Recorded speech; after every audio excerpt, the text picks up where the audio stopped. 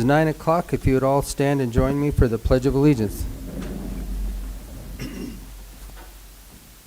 I pledge allegiance to the flag of the United States of America and to the republic for which it stands, one nation, under God, indivisible, with liberty and justice for all.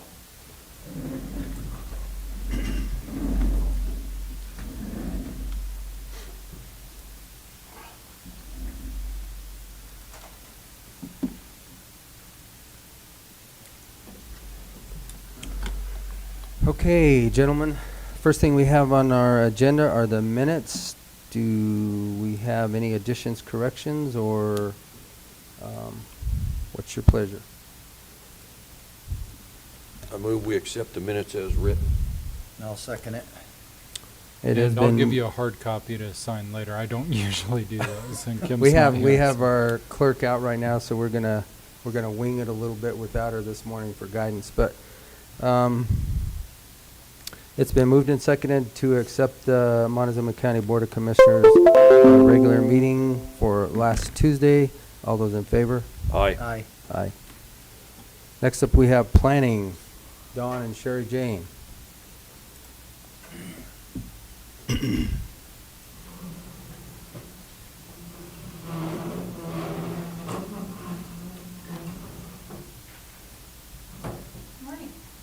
Good morning. Good morning. Okay, so this is supposed to be a public hearing, so I guess I'll call the roll. Commissioner Shaq, I Steve- can do that if you want me to. Yeah, get her done, Kim. Go ahead. All right. Please do so we get it right. I might screw up their names terribly. Just to let you guys know that IT is working with me as well on the recording, so we should be covered. Okay? Commissioner good. Candelaria, Here. Commissioner Lindsay, Here. Commissioner Stevenson, Here. Administrator Powers, Here. Attorney Baxter is absent but will be present in the future. Is that my understanding?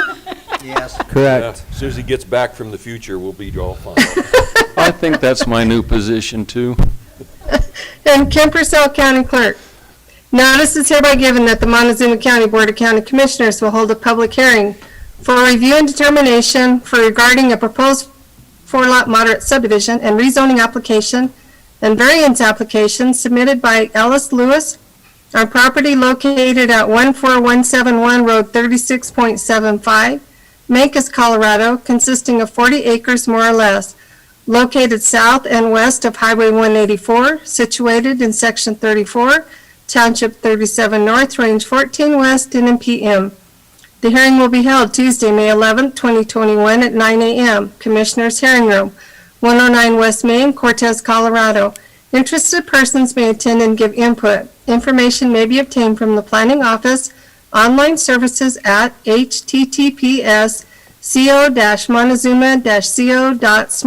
https://co.montezuma-co.smartgovcommunity.com, public home.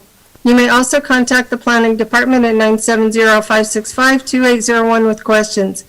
Dated this 19th day of April 2021, Kim Purcell, Clerk, Board of County Commissioners, Montezuma County, Colorado.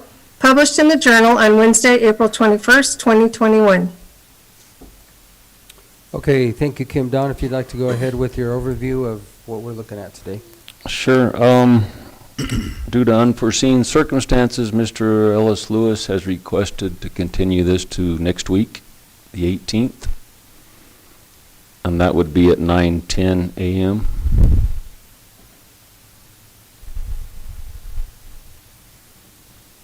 Okay. Gentlemen? So good with moved. that? Yeah. Okay. Moved and seconded? Seconded. Okay, it's been Sorry. moved and seconded to accept a continuation of this public hearing to May 18th at 9:10 a.m. All those in favor? Aye. Aye. Aye.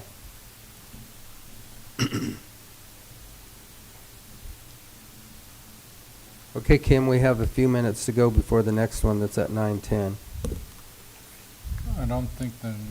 That's not- that's The one at a 9:10 isn't a boundary public line. hearing. It's just to get the Mylar signed. We've got one other item. Okay. If you'd like to address it before coming down to sign the Mylar. Sure. We've got a variance application from D&L Construction. Okay.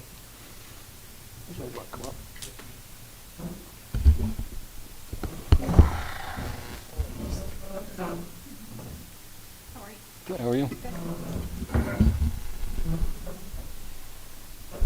So I won't give you the complete history on this because I don't remember exactly all our conversations. Dave and I spoke about them adding a building to their sand and gravel, their whatever it is, grinding, recycling operation on Road L.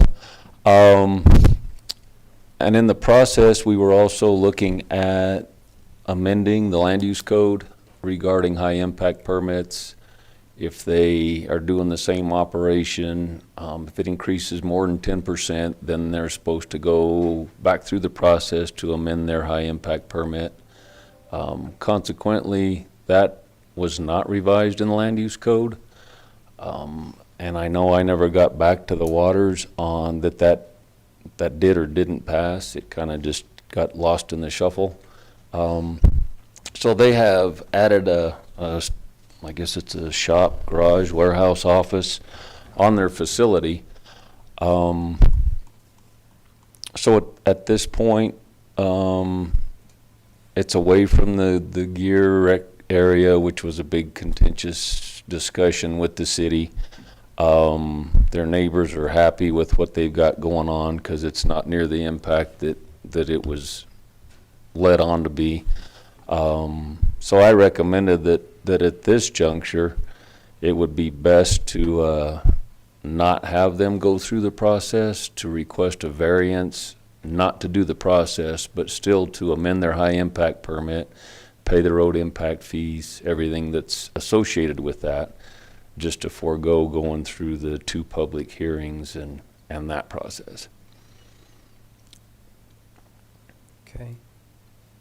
We discussed the building and setbacks and what was required, wouldn't need a building permit, state and electrical permits, electrical and plumbing permits, but I don't know, Dave might remember more specifically of our conversation, but we never got to the point of having to amend the high impact permit in the discussion with what was proposed in our land use code changes.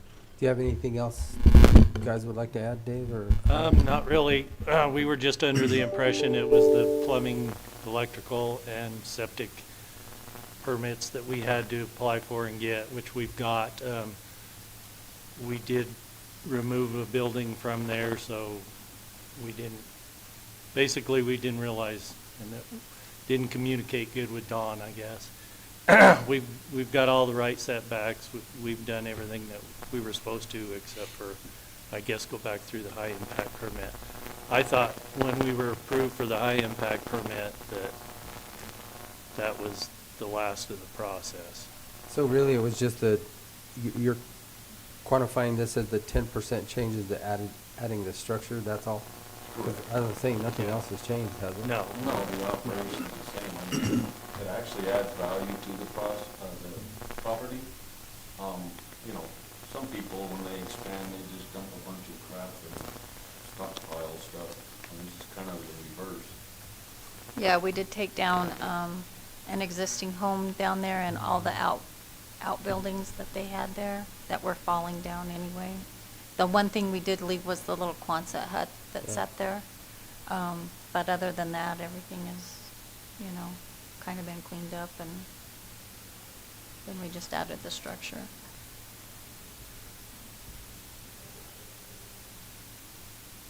I drove by it, I mean, it Yeah, obviously. I drive by it all the time. Complies with all of the setbacks and everything else. You gotta have all your permits for all of the other needed requirements, so I don't see an issue with this one at all, gentlemen. So No. I don't see would an one of issue you with like to move it forward, or? I would move that we accept the variance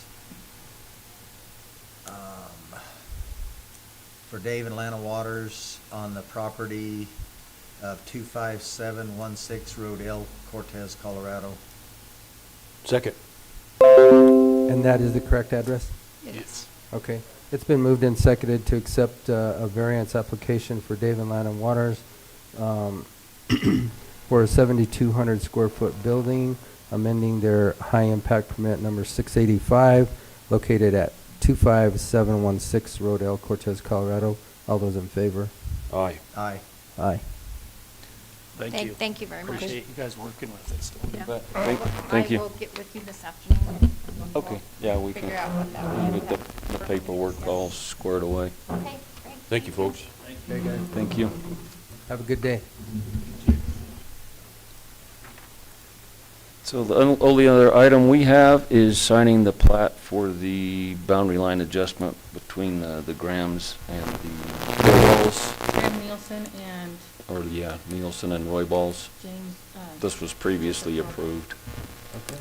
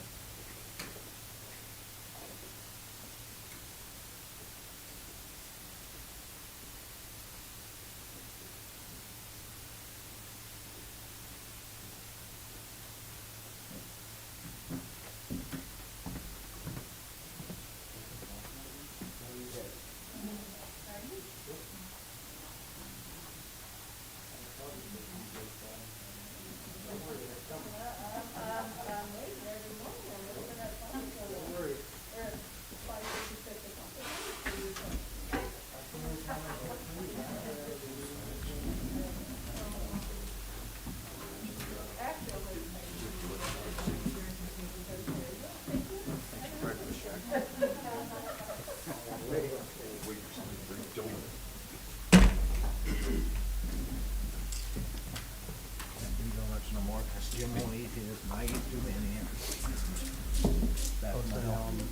You're hard on me. So that's Okay. all we've got unless you have questions or something else to discuss. That's all you have? Yeah. Yeah? For now. Okay. I have nothing else. Go plan something. We took care of the big part last week. We got P and Z Thursday though, so we'll start the process over. Very good. All right. Thank you. Okay, thank you, guys. Thank you.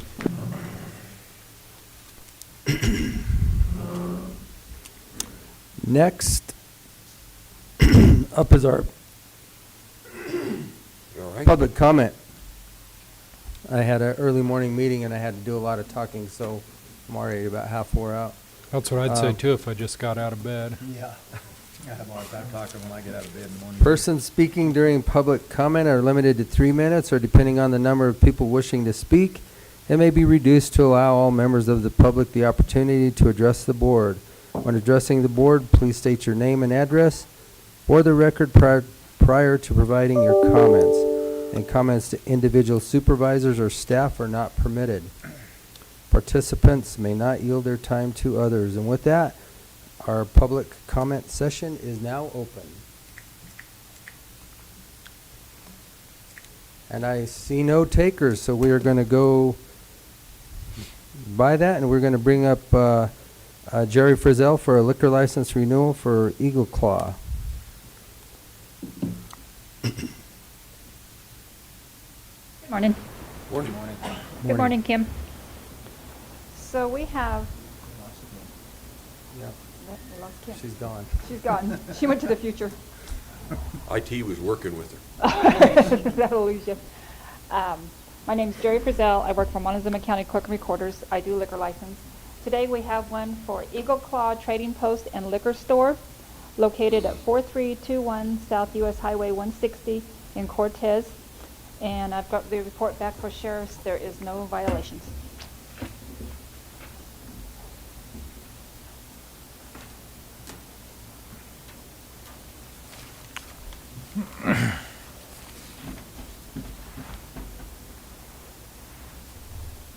I move that we approve the liquor license for Eagle Claw Trading Post and Liquor Store,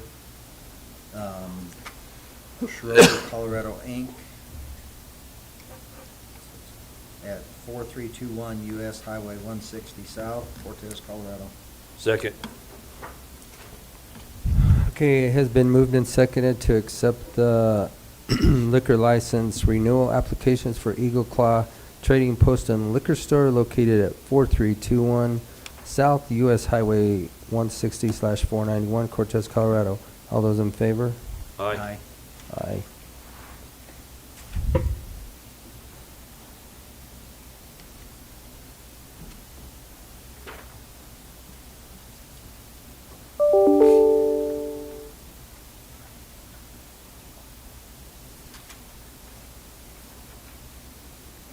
Thanks. All right. Appreciate it. Gosh. Okay, next, we have the Health Department, and I saw a stack of papers for you. Yes, I have 4 contracts. So, the first one is our Communities That Care contract for fiscal year 21. So it starts July 1 to June 30 of 2022. And Melanie Begay is here if you have any specific questions about it. Contract amount is for $135,736 for the year. And I had emailed those to Shaq, unfortunately early this morning, but anyway. So do you have any questions about the work that's done with Communities That Care with our program, or about the contract, which you probably didn't even get to look at yet? I think these are just continuations They of are. contracts that we Yeah, there's currently have, nothing so- new about this contract. Melanie, is there anything specific now? There's nothing new from a fiscal standpoint nor a work standpoint, scope of work standpoint, so it's just a Okay, continuation. and I think just to make this go a little bit quicker, I think we can go through all of them. If we Okay. have questions, we'll ask, and then we'll do it with just one motion to accept them all. And That sounds if great. That's okay with all you guys. We'll name them individually, but we'll do That them all sounds at one great to time. me. Okay. All right, so that's the first one. The next one is our Tobacco Education Prevention Program. Again, fiscal year 21-22, so it starts July 1 to June 30 of 2022 in the amount of $36,869. And Megan Bradley is our coordinator, and she's also here if you have any questions about that contract. This is, again, a continuation contract that we have had for a while with CDPHE. And that's basically, do you have any questions about tobacco? Actually, I do. What kind of outreach do you really do? I mean, as far as how far out do we get within our community for outreach for tobacco? So Megan, you want to come up and kind of address that? Yeah, so it's countywide, and it's cessation, promotion, and then also promotion of best practice tobacco control policies. So for example, raising the price of tobacco is one of the best strategies to decrease use. There's also like local tobacco retail licenses, things like that. So that's kind of the education piece. It's more of like a policy education. So I've worked with the schools. I do media campaigns. I'm on a lot of different coalitions addressing different social determinants of health. So there's a lot of different pieces to it, but it is countywide. Does that answer your question? It does. I'm more just for really the people out there that don't Sure. understand what we do and what you guys are doing as far as how you communicate for the program. Yeah. And we don't do a lot of one-on-one tobacco education. We used to be able to do that years back, but the scope of work has changed. That's not really where they want us to focus. Because we used to offer classes and things like that years back, but that's not what we do anymore based on what the state asks us to do. So. Do you go into like city government, county government, look at different spots to set an example for? If they ask us. I'm combining with Communities That Care to possibly pursue a local policy change. Could potentially include more like smoke and vape free places as far as setting that example for our youth and positive modeling. So that's definitely a big piece of it. Thank you. Okay, so that is our tobacco program. The third contract, this one is a little different, but we have had single entry point for a long time. The change in this contract is that they are now switching to a fee-for-service contract. So instead of just giving us a lump sum of money, what it is there's a rate system now that they're instituting. This is actually best practice, and we prefer this. Their rates are going to easily cover our costs, so we're not concerned with that. And it's actually on page 2021 of this contract where they have the rates kind of spelled out, and they also, we just learned last week, they incorporated a 2.5% rate increase that they're anticipating for this next year. So that's built into this. So you'll notice that on this contract, there is no dollar amount. That's what looks different. You know, most of our contracts have a dollar amount attached. This one does not, because it's based on how many visits you do and the different work that you do with the cases and the clients. So approximately, just to give you a historical, approximately it costs about $35,000 a month for us to do this program. And I'm just ballparking it. Okay, that covers staff and mileage and all the components of the program. But then they actually reimburse us about $50,000 a month. So we have a $15,000 wiggle room every month. So we're not concerned about not covering our costs. You know, if we had some catastrophic computer meltdown or something where we had to buy some pieces of equipment or something like that. So basically, that's the change with this contract, is the way it is formatted. But again, this is best practice so that they're not overpaying us, and historically we have had issues with that. So we've had to pay them back years down the road. That has changed. So we're actually happy with this. So again, it looks different because there's no dollar amount attached to it, but the rates on page 2021 are kind of how they're coming up with how they're going to pay us for what we do. And if you have specific questions about what all those things mean, I would have to defer to Dan and Tim, who are our co-supervisors, because a lot of those terminologies of what they actually do, they are much more informed than I am. So, okay. Do you guys have any questions? No, I don't. Okay. All right.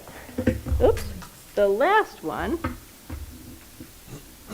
The last contract is our public health core contract, which is basically just the what our basic functions in public health are. Anything to do with maternal child health, prevention, and education. This supports some salary, it supports some activities, different things that we do. It is divided, you can see federally, there's $30,000 that comes from the feds and $52,000 that come from the state, which is less than in the past. But this does not include any COVID work. COVID is a separate funding source. This is just the traditional public health prevention and education that we normally do. So it is, again, starting July 1 to June 30 of 2022, $83,669 is what we are going to be getting to cover costs, some costs. So. Okay. You guys have any questions? No, pretty straightforward. Okay. I move we approve and sign contracts with the state, the Communities That Care contract, tobacco education prevention program, the single entry point, and the public health care contracts. And I'll second it. Okay, it has been moved and seconded to sign the contract renewals for Communities That Care, Tobacco Education Protection Program, Single Entry Point, and the Public Health Care. All those in favor? Aye. Aye.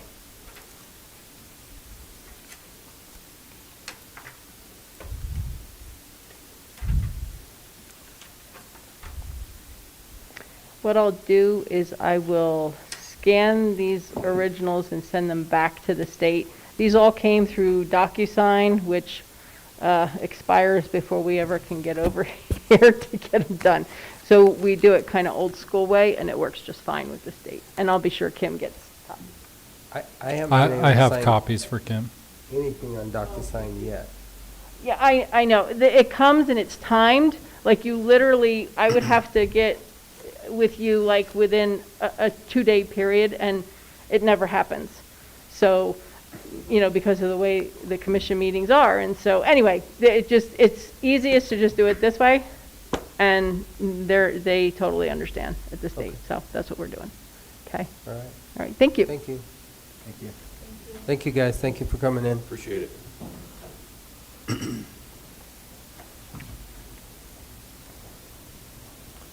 Next is a kind of an addition to our agenda. We have a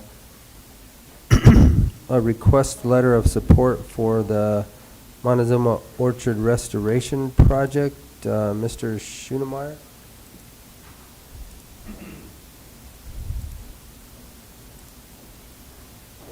Morning, Jude. Either way, yeah. Thank you guys for the time of having our organization here today. This letter of request is for a READY grant. We already got a CWCB grant for the purpose of erecting a building that will be critical infrastructure to house processing equipment and storage of apples. We have in the southwest Colorado, mostly in Montezuma County, about a 50,000 bushel capacity of apples right now on the old trees. Most of these are going to waste right now. There hasn't been a real ability to get the fruit off of the trees into a market since Mountain Sun was happening a couple of decades ago. We've done extensive market survey research. We know the market is out there. We've done trial runs, bringing down mobile cider presses. We have a successful LFPP grant to bring in a mobile cider press here. The press is actually on the boat now coming from, I believe, Austria. It'll be put together into trailer form in Canada, and then the finishing will be done down here in Cortez by a local contractor. We feel like this has the ability to be $1 million economy here. We really do within 10 years if we get going on this. Some of that depends on frost cycles with fruit, but we have a substantial resource here. What we don't have is the critical infrastructure to be able to move the fruit from tree to market. That's what's missing, and without that, we just can't do it. So that's the purpose of this building. We've had to, over the years since we started doing budgets on this building, the price has doubled. So we've had to go and scale the building to try and do it in phases. We're hoping to get other funding here so that we can knock this all out quicker and get past the fundraising and get to actually be doing our work and not have to spend the time. We've put together over $1 million capital campaign to this point, and we're nearly through with it. The building's really the last part of it. So this will be for a READY grant to help complete this initial phase of the construction. Okay. Questions, gentlemen? I don't have any questions. I've got a couple of apple trees. I know that fruit hangs on them all the time. We can't get the apples off. Yeah, well, that's what we're working on. We've made progress. We've made a lot of progress. We're not there yet, but having the infrastructure in place. I mean, our problem last year, even though we own the property, we don't have a secure place that bears can't get into and raccoons and whatnot. It's a bit of an issue, and we've got to have that to be able to get it. But we have been buying, MORP has been buying fruit from orchard owners. It's really important to us that we revalue the crop and not expect it all to be free and given away. This has got to be built. We feel like the preservation of these orchards and the planting of new orchards has to be based on economy and not just goodwill. It has to have an economic reason. These trees are great potential for the folks who own these orchards to increase their revenue from their farms, from their property significantly.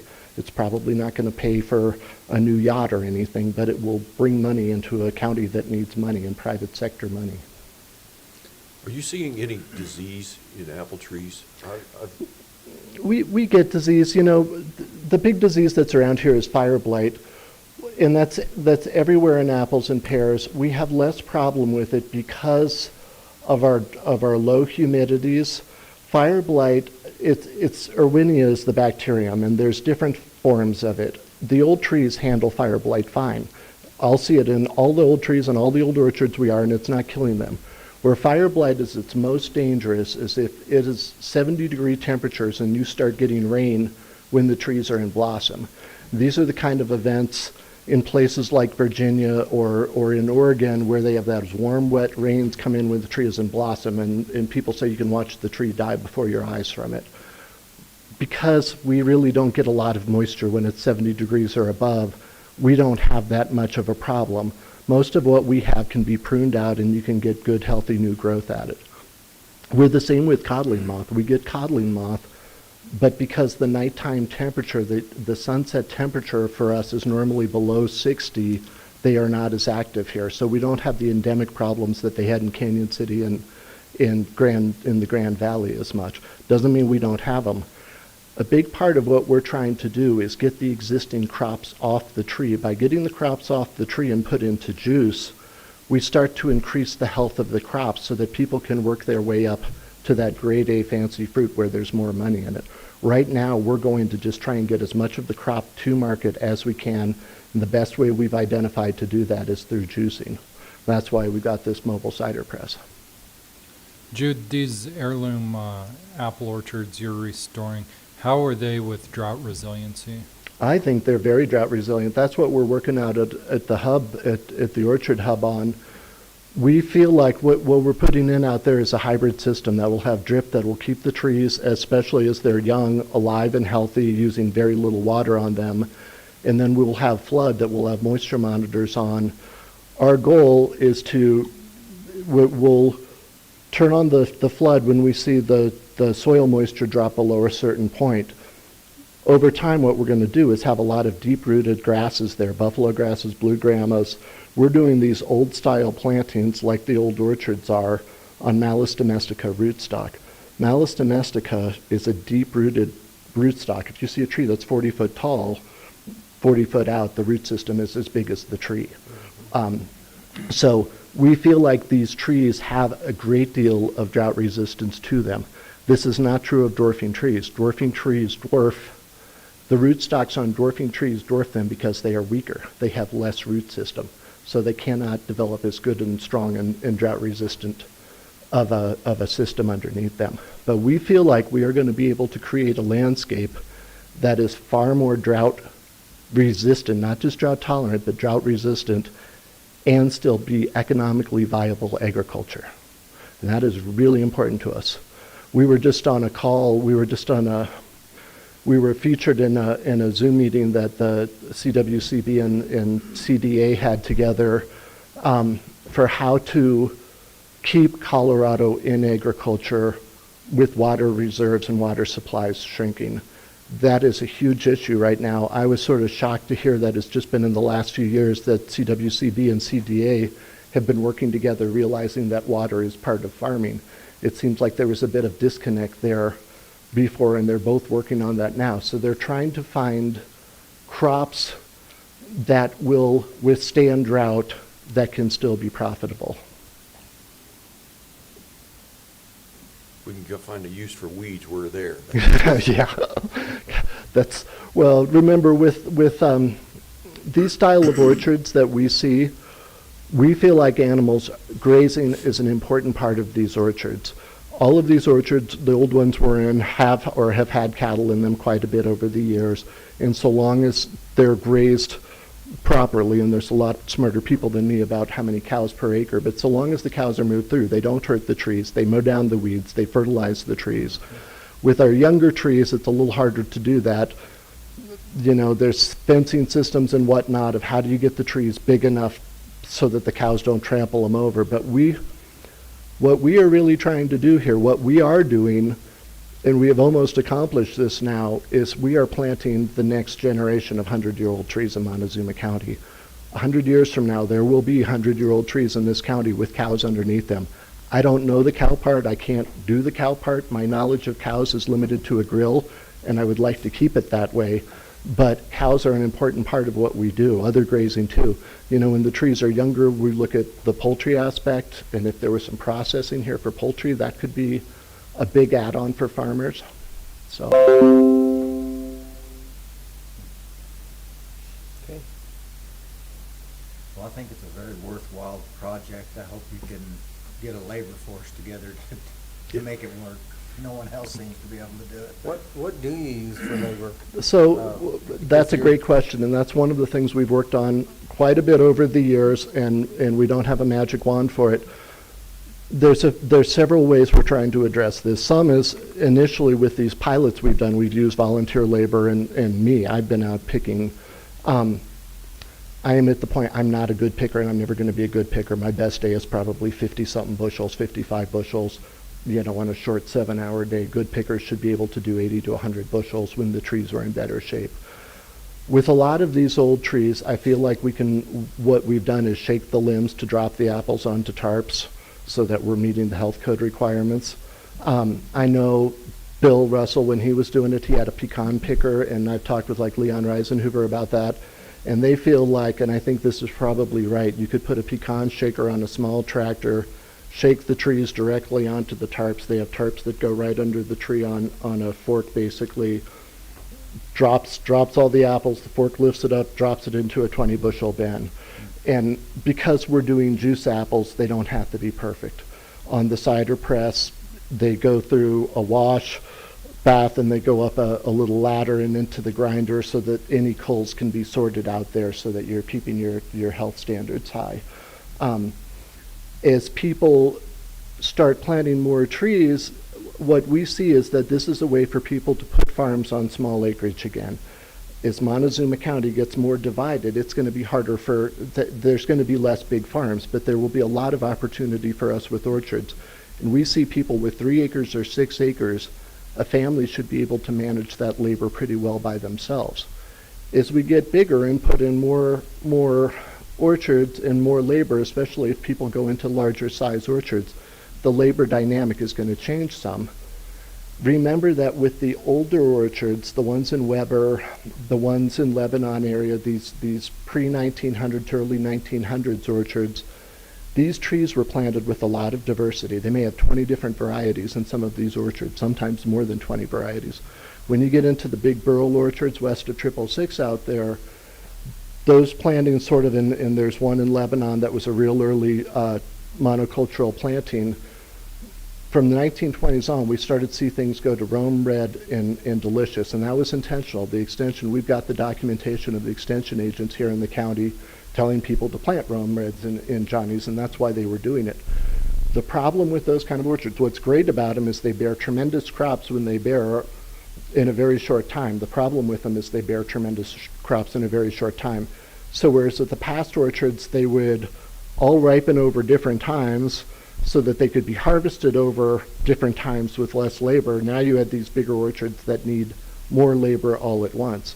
There was a lot of folks coming up from the res that would come up and camp out. People would camp them and feed them to do that. It was a great source of income for housewives, we know. In the old days, that was a great job source and revenue source for a lot of families. In the old days, we know people like Reisenhuber's family would come down from the dry land there and during harvest season. So remember too, we've also got orchards like in the Cortez School District. I think we've got trees in just about every single school there except the new high school. We have kids now that are growing up knowing that they can pick fruit off of a tree.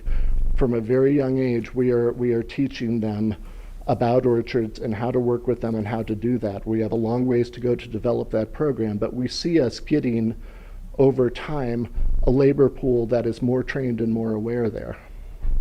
Labor is tough, and I will not pretend that it's not, but and that's why our approach is taking different aspects where we can. I liked your story about the pecan picker. Yeah. A lot of years ago, I took a tour of down in Florida of orange orchards. Mm-hmm. And the guy told me, he says, no, I'm going to show you a rich orange farmer and a poor orange farmer. The rich orange farmer, he backs his tractor up, the net extends itself around the base of the tree, it grabs onto the tree, and next thing you know, he's shaking it, it just rains oranges into this net. Next one we go to, the guys lay out some tarps. 2 guys go up in the tree and they're just giving her heck up in this tree, and the oranges are raining down on the tarps. And he says, that's the difference down here. Yeah, yeah. But it's quite an incredible industry down there. They can tell you which row to go down, which oranges to pick, depending on what juice you like. Sure, sure. It's neat. You got to remember. Just by show of hands, how many of you prefer your orange juice with pulp? 2 of us. All right. Well, the rest. I don't care. The rest of you need to get right. I remember one of the things that we've been working on for 20 years now is documenting and repropagating some of these old trees in Montezuma County. We have some of the rarest of the rare varieties on earth right here in this county. Because of our ability to have done DNA testing and be involved with that, we were able to do about 500 samples, just under 500 samples from 500 different trees. 100 of those came back unique unknown, meaning they have no match. Almost all of these are in orchard row, quite often with graft lines. They were something once upon a time that someone has forgotten. As we went to that monocultural, get rid of all these old varieties, just have these. These were forgotten, but they're still here in place. We have about another 40 varieties that came back unknown, but they match another sample, sometimes from the same orchard in Mancos. Some of them match samples from Wyoming and Montana. It shows that there's a lot of rare material here. And then we had about 60 named varieties from that we have found. Some of them common like delicious, some of them extraordinary rare like American summer pearmain. So we see those old varieties being what's going to give growers a unique crop to be able to compete. We're seeing this already with growers in Delta County. We've sent out trees and scion to some of the growers up there, and they're starting to work and propagate out our material. That's what we're doing with both Yellow Jacket and the Rogers Mesa CSU stations too. We're trying to get that, instead of just being a you pick for known varieties common crop, to have it be a place that highlights these different type of things so that a grower can go out there and see them, and then they can also have the ability to get the scion, get cuttings to be able to propagate those trees. We are trying to do as much as we can to get this available to people as cost effectively and inexpensively as possible, so that people can start to profit from their land and from the trees they have. I move we sign a letter of support for the Montezuma County MORP, the Montezuma Orchard Restoration Project. Second it. It has been moved and seconded to sign a letter of support to the Montezuma Orchard Restoration Project, MORP, and sent to the Colorado Department of Local Affairs, 1313 Sherman Street, Denver, Colorado. All those in favor? Aye. Aye.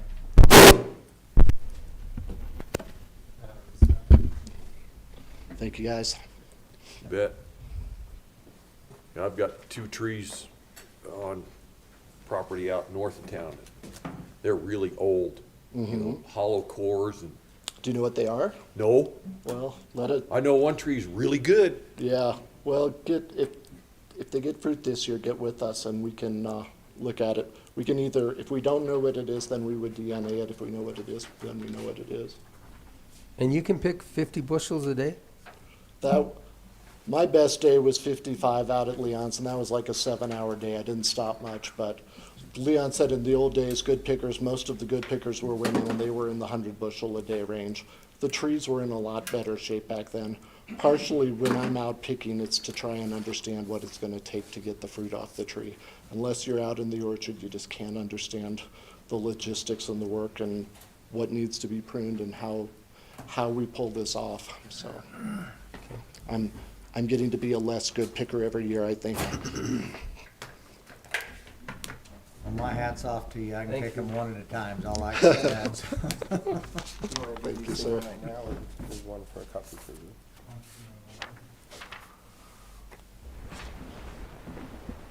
Thank you very much. Thank you. You're welcome. Thanks, Jude.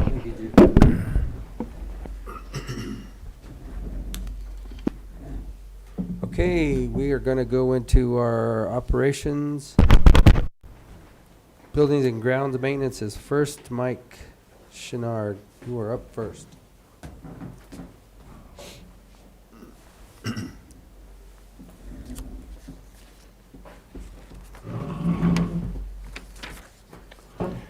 Good morning. I'll make it real short. I don't have much to go. The DA window frame is being installed right now. The 2 units at the jail have been replaced. And I have a walkthrough with the contractor for the flooring tomorrow to where we're gonna start. And that's all I've got. So- Any questions? Go ahead, Jim. I was gonna say it was brought up yesterday in our work session that you might need some additional help. Is that Right, I'd like to hire another full-time employee. to help you get that, I Right, guess, all the moving and, or reorganization, will they Move get? furniture out, move furniture Furniture in, out. move Right, furniture out, exactly, furniture yeah. in. Okay. And I think it was discussed yesterday, so we have to make a decision on that today, gentlemen. It's not. So that's basically what you're asking for today, is to hire that additional personnel. correct. Is that would then be a full FTE? It would be, and I would recommend it.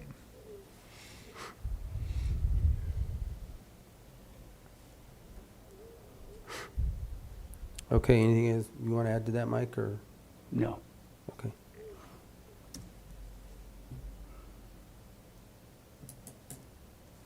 Move we approve new FTE for building and maintenance. I'll second it. Okay, so it's been moved and seconded to approve 1 FTE for the buildings and grounds maintenance. All those in favor? Aye. Aye. Aye. Cool. Who'd you get to put up your unit out at the jail?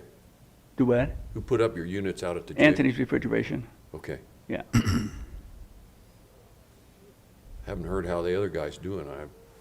Oh, you haven't heard? No, had a heck of a heart surgery, but I don't know how he's doing. He'll be out for a while. Yeah. He'll be out for, I had it done 21 years ago. Yeah. They had to replace a valve, and I was off for 8 weeks. Yeah, so. He had a 5-way bypass. Oh, yeah, see, mine was totally different. Mine was just a bad valve and stuff like that, so. Okay, is that it? bet. Any That's it. questions? No, good job. Okay, so I'll go talk to Billy and No have her question. post it, Shaq. Yes, please. Okay. Good luck finding somebody. Yeah. Yeah, if they could pass the drug test, that's the biggest thing right now. All right, thank you. Thank you, Mike. Okay, Shane Hickman, County Vehicle Maintenance.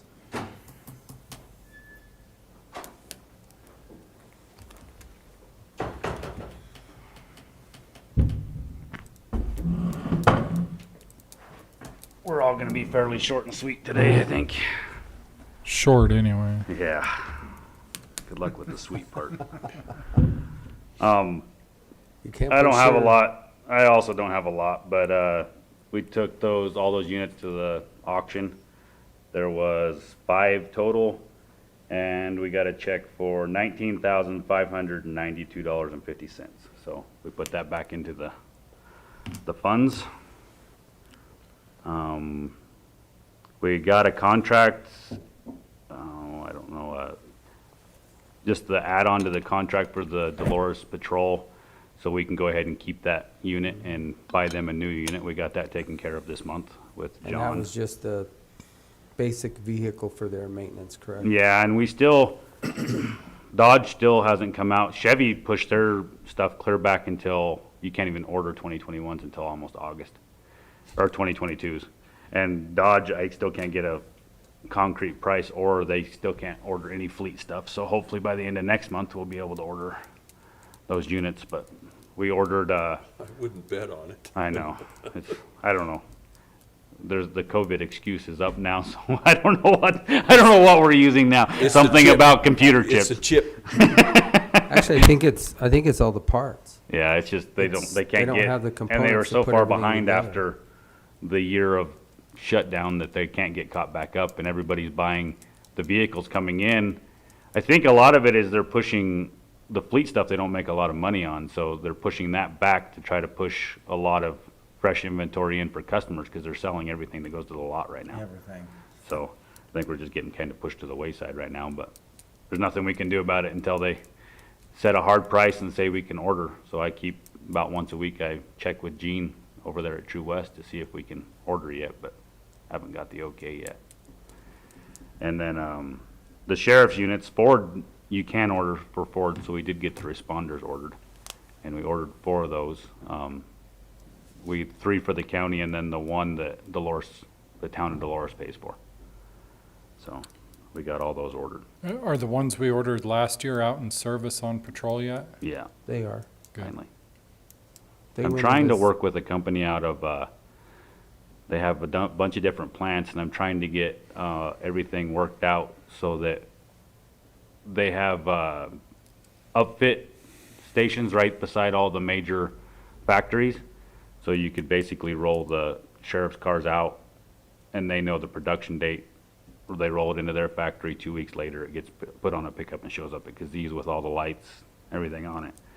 But we're trying to work with that right now, but it's a slow process. So, but that is something that we're trying to do. So when they show up here, instead of having to wait for all the pieces and parts, we can just get them right on the road. Other than that, the sheriff's orders and just for your sake, the water truck finally hit the road, but the dump truck's not there yet. Oh, good. So you got it done. Yeah. The water truck is spraying water, so.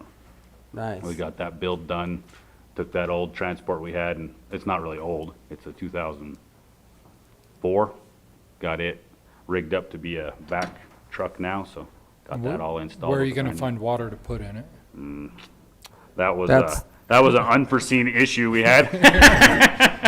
But That was the intensity of getting the water truck on the road prior to the dump truck, yeah, so it that got we actually pushed. had. It was pushing pretty hard there for a little while. We had a few random pieces we needed, but we did finally get it off and going, and it's working really well. And there is a joy of having a brand new tank, a brand new pump, brand new everything on it. The truck itself is used, but everything, all the mechanical part of it's brand new, so hopefully no breakdowns. And those are the ones that you ordered right in the They were down there in the, last fall. yard. I think we got them last Yeah, fall. and we have the end dump, and our big end dump push is chip seal.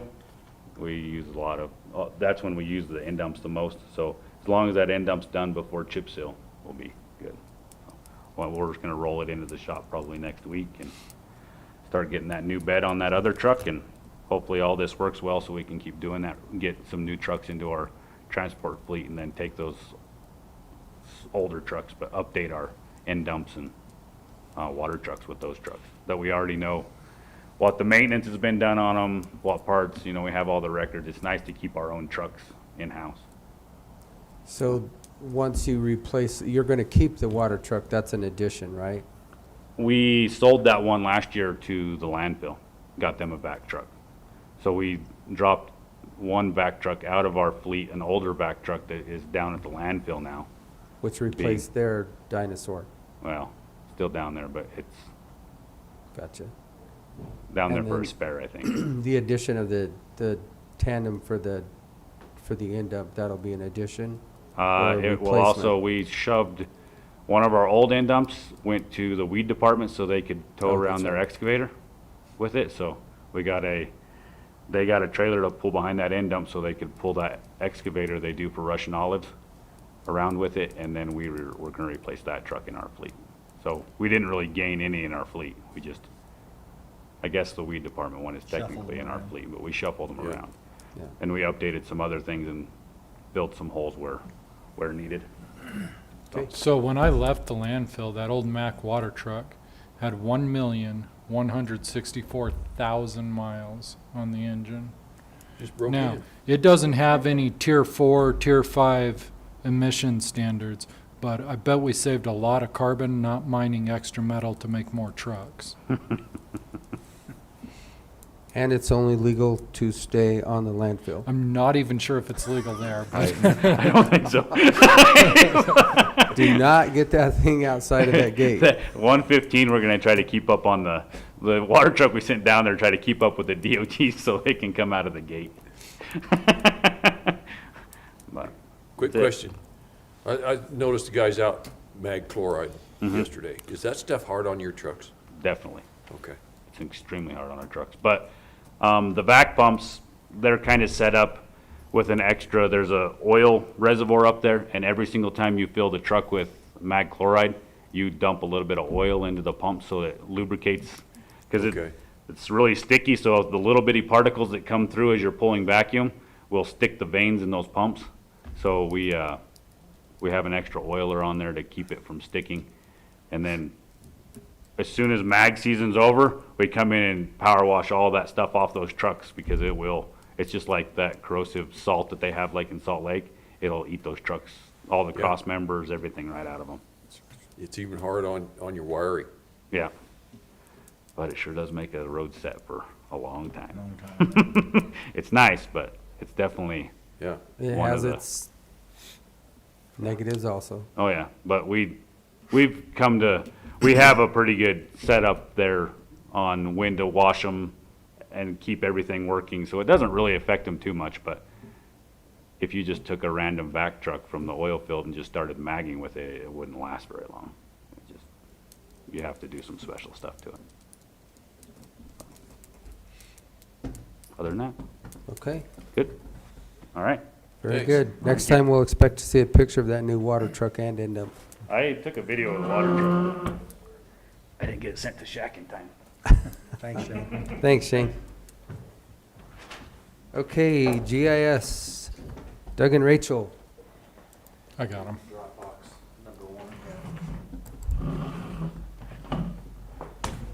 Good morning. Good morning. Good morning.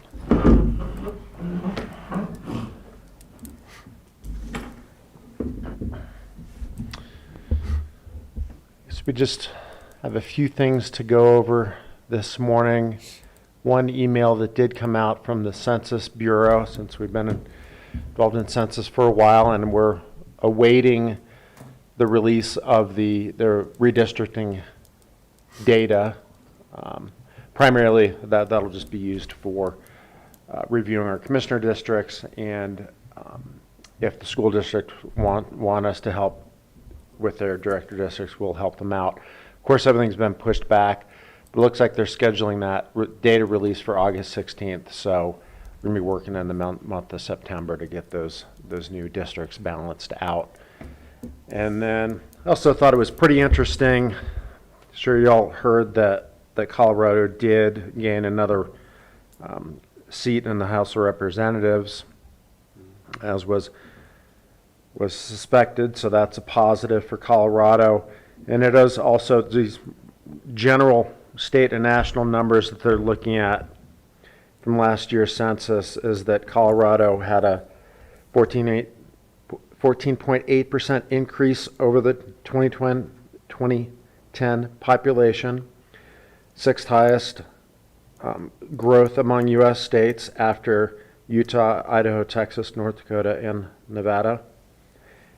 And in the United States, it's pretty interesting because we did see an increase of 7.4%, the national population in the last 10 years, but that was the smallest percentage increase in the United States population since 1930 to 1940. So I thought that was kind of interesting as a general number. We're increasing, but it hasn't been, it's been the smallest increase in that 10-year period. So,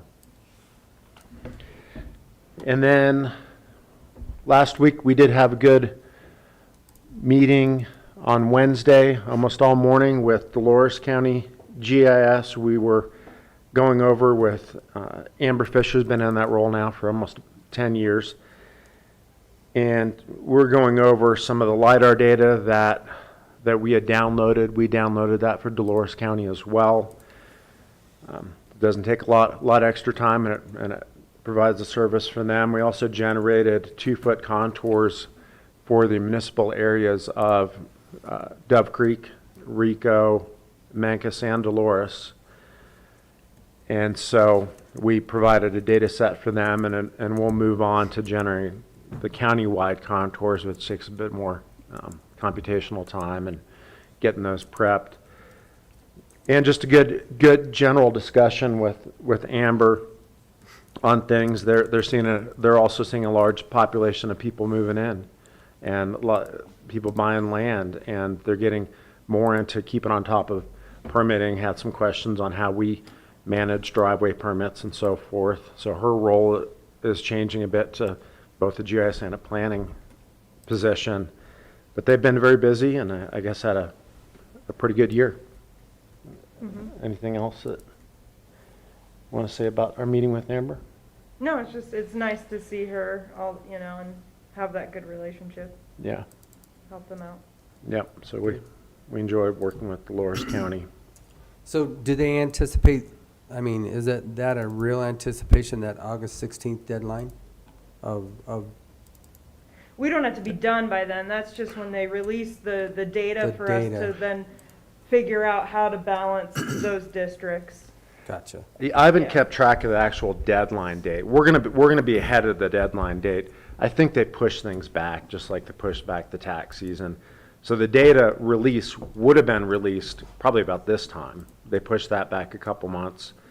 So I don't see why we couldn't get everything approved in the late September, early October timeframe as far as doing our districts. And then he also said that we've, in the state of Colorado over the last 10-year period, since the last census, 14% increase? 14.8% increase in the state of Colorado. Obviously, double the percentage increase of the United States population in general. And we don't have the county level data yet, so we'll be summarizing that once we get there. Do we have any kind of a guesstimate? 1%, 2%? We don't have any of the data. We don't have any of that data. We had a high completion rate, so the data should be good when we Pretty get it. accurate. Yeah. Well, and then, all the census was happening like right before the pandemic, so we really won't see that influx of people moving here in the last year until probably the next census. Yeah. So. And they just curious, because of the reports we get, the number of calls for service, all of those are increasing. So I'm wondering Definitely. how that's applicable to what that growth actually is. Is it, like I said, is it 2%, 3%? I don't know. But is it consistent with that growth?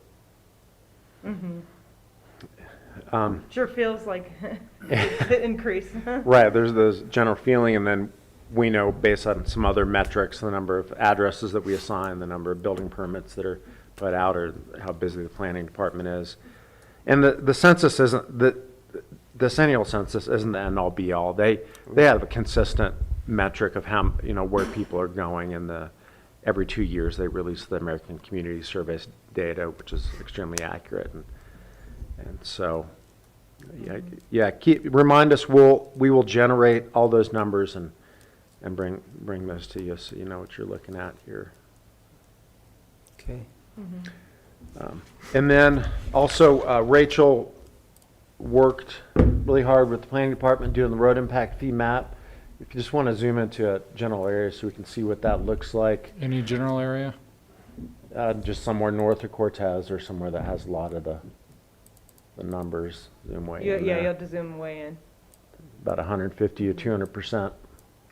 And this, you'll be doing a transfer order later, and this is kind of what it's from. The transfer order comes from this.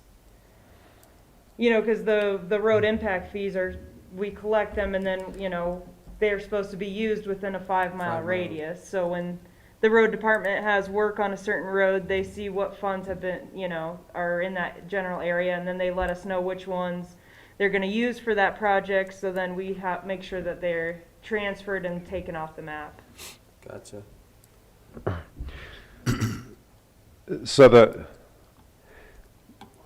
GIS started, this used to be more of a function of the planning department, but then Rachel stepped in when there was a kind of a little bit of a lull in personnel to do that, and she took over the accounting of that and has been doing it now for the past 3 or 4 years, compiling this data, making sure everything matches up, and making sure that we're straight with the amount of road impact fees that we're taking in, the amount of those fees that were used, and then the representation on the map. The representation on the map is important to keep up to date, because while, just because your road impact fee was collected on that, you know, the leg of Road 16 doesn't mean it's going to be used on that road.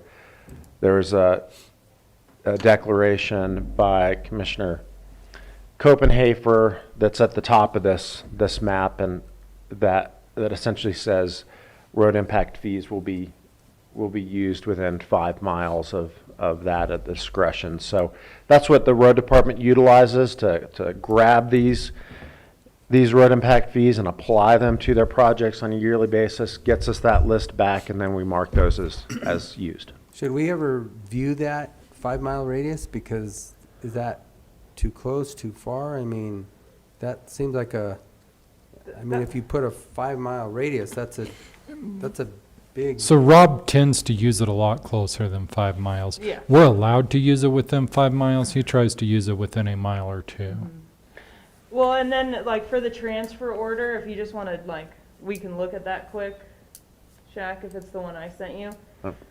Just for transparency purposes, I'm going to start making it more detailed like this so you can see exactly when those funds were collected and then what project they were used on. So, you know, that way someone who paid road impact fees in 16, if they come and they say, well, what were those used for? We've got that paper trail. And where it was used. So they're typically, when they're collected, are they used mostly within that current year, or no? So they carry beyond. We have whenever they do road work in that area is when they get used. It could be that year, 3 years, 5 years. You look at that list that I sent in the spreadsheet, I think it gives the year it was collected, and some of them go back quite a ways. There's a year column, so that we have ones going back possibly even 10 years. Or more, yeah. Now, I mean, I will say just the observation and looking at this, there's 2011, 2020, a whole list. The planning department has been doing an excellent job collecting those on a consistent basis. So we have a lot. And usually this is, you know, in the $1,000 to $1,400 range, a typical road impact fee for a tract of land that hasn't paid it yet. And there's a lot of them. So that the number has increased dramatically because of the work that the good work that the planning department is doing. So I guess the road department needs to utilize these for those projects that they're doing in those areas, and I think they do apply a logical area to pull those in, so that those property owners who have paid those do see that benefit. If you go back to your previous slide out there in Yellow Jacket, showed the cross section. Yeah.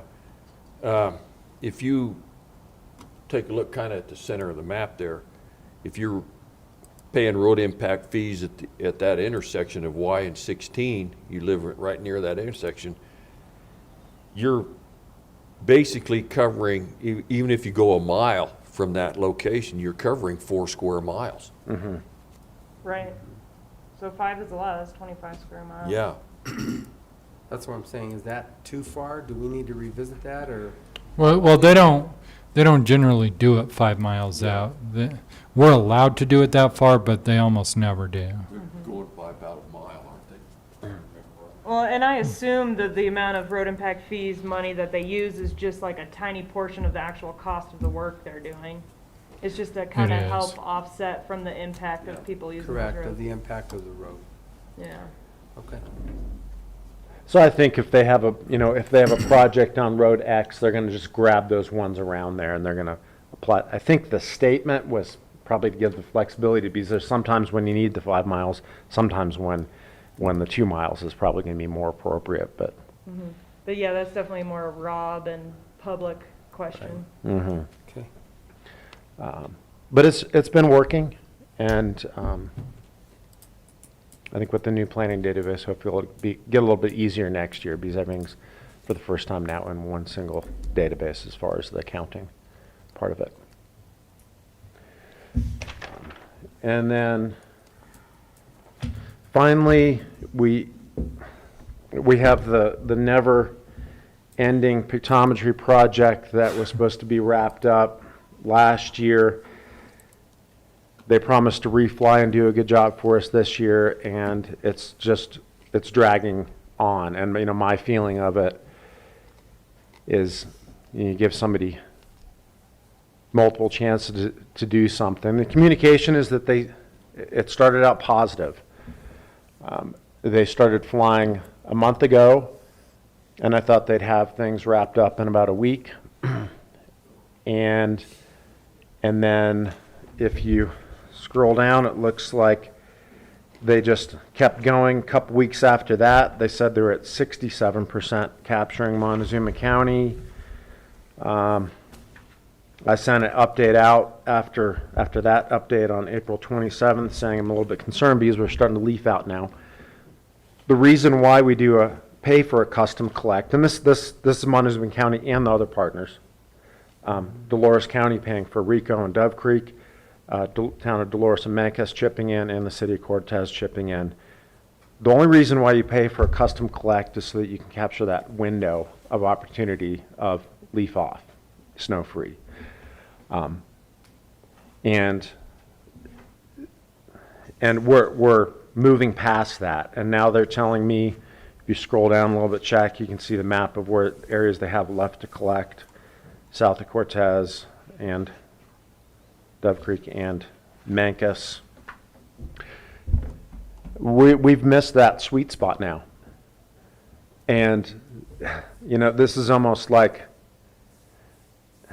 you hire a contractor to do a job. You say, okay, show up. They show up, everything looks good, and then they start making excuses why they're not making any progress on the job. They're inching it along. What does our contract say as far as what we can or cannot do? That's a good question because I haven't really read the contract itself. I think you just need to get with probably Attorney Baxter whenever he comes back up, read the contract, and if we can, right, if there's a performance clause, or we might be able to dismiss them, because the trees have leaves now. Yeah. I know a guy that can pick 50 bushels of leaves a day. Well, and at this point, the data's gonna be worse than last year's, because the reason Sure. we had them refly it was we were disappointed with last year's product. Yeah. Well, So look at your contract, because it wouldn't really, to do what you need to do, it doesn't do you any good now. So you're a year, you're gonna be another year. Yeah, we're going to try this, and quite honestly, we want the data and we want to implement the data. It takes us. I don't want to manage their contract and babysit them because they're not doing their job. And my impression is that we're not a first tier customer like the city of Phoenix. So they're just flying around, grabbing us when they have a little bit extra time. They're saying the weather's been a real problem this year. I really don't see that. There's turbulence in the afternoon, but there's a lot of beautiful mornings when you can get this project done. I just don't think that they're doing it. Well, I'm sure there's a termination clause in there also. Yeah. We'll look at that and we'll move towards that because that's what I'd like to do. Sometimes you have to do that. And one other approach we're gonna have is just, there's some companies that will just take, fly the whole state or the whole county, and then they'll just have those off-the-shelf products that you can buy, where, it may not be the ideal time of year, but it's a lot cheaper, and, it's updated. What about satellite imagery? It's hard because sometimes the resolution is so low. Like, the benefit of this was, each pixel's 3 inches in town, and some of those are, 3 feet per pixel. So it's really gets rid of a lot of that detail. We're right at that threshold where the reason we did the custom collect with the 3-inch imagery in the high density areas that where we felt that we needed it is because the satellites weren't doing it yet. We're right at the threshold where the satellites are collecting all the time, and then they have products on the shelf, and you say that looks good, I'll buy it, and they send it to you, and none of this messing around with all this stuff. So, and I know you said this the last time that you came here, but as far as the GIS mapping system, what is it used now in comparison to what it was a year ago or 2 years ago? And I think it's substantial with the traffic that we have on our GIS today. What did it go from 32 to 40,000 hits a year or something like that? Yeah, it was the biggest jump we've seen. Right. But I think at least 100 views a day. Maybe it was more. Yeah, it was a pretty significant jump, something like that, something like 32,000 to 40,000 I know hits that per year. people are using it everywhere. And we do have like N.M.P. Done by like the USDA or NRCS. They do every 2 or 3 years, they'll do imagery and they'll have it for free, but it's still kind of low resolution. It's really hard to distinguish buildings sometimes if there's too much trees. But Yeah, there's good sources. Look at your contract and see where you need to go. Yeah, okay, yep. Taking way too much of our time. We just want the data and use it and move on with our normal jobs. It's, yeah. Okay. Anything else? That's it. yeah, I guess just mapping, getting ready for fire season, and Spratlin's got us making maps for trainings, which is good, because we need to train, as he puts it, so, yeah. Good. All right. All right. Thank you. Thank you, guys. Thank you much.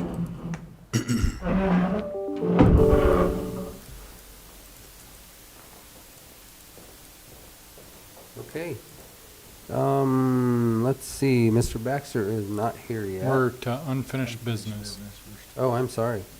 Skipped one. Yeah. Unfinished business, and I know that we did have a conversation in our workshop yesterday that we had to push over to unfinished business. So Shaq, if you want to.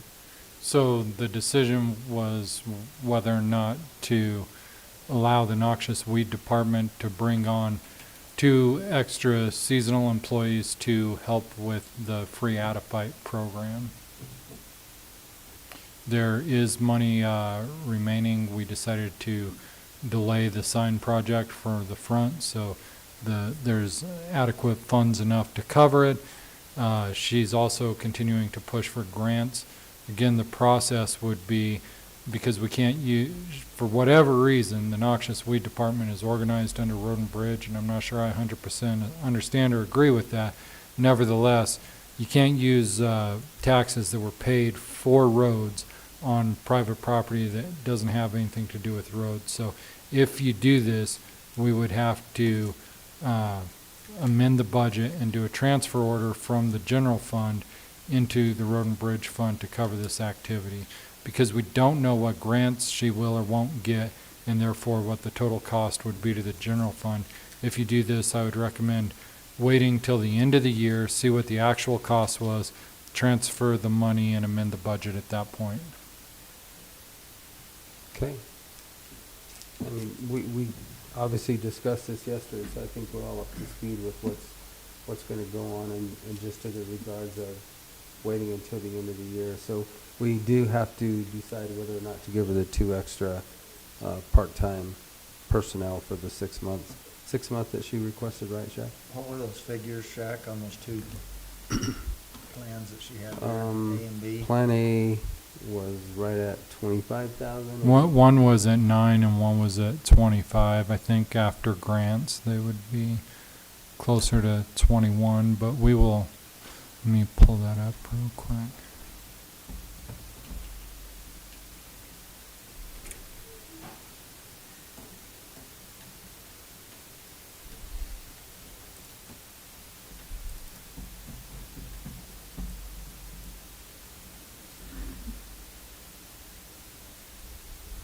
And those numbers were after grants?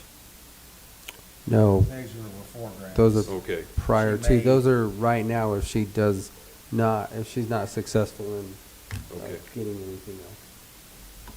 So I think what we had talked about is we, by discontinuing the sign project out of the capital, that we had that additional 20,000. So we could put a number to say, hey, we'll fund it up to $20,000, or, and then kind of wait to see where she ends up with her grant. I like that plan. It gives us some flexibility. Yeah. I would put that in the form of a motion I'll second it. with the addendum that we don't amend the budget until the end of the year to see where we come out. Okay. So it has been moved and seconded to fund 2 more part-time personnel for the free Adafite crew, with a cap of $20,000, and that we do not do the transfer order until we end the year to see how successful she is with her grant funding. Right. All those in favor? Aye. Aye.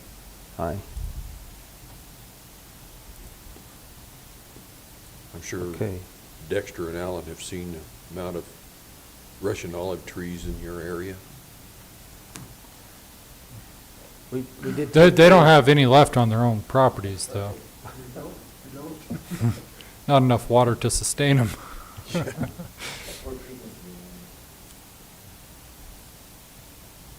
Okay. Anything else? That one? Roger that. All right. Mr. Dietrich. Good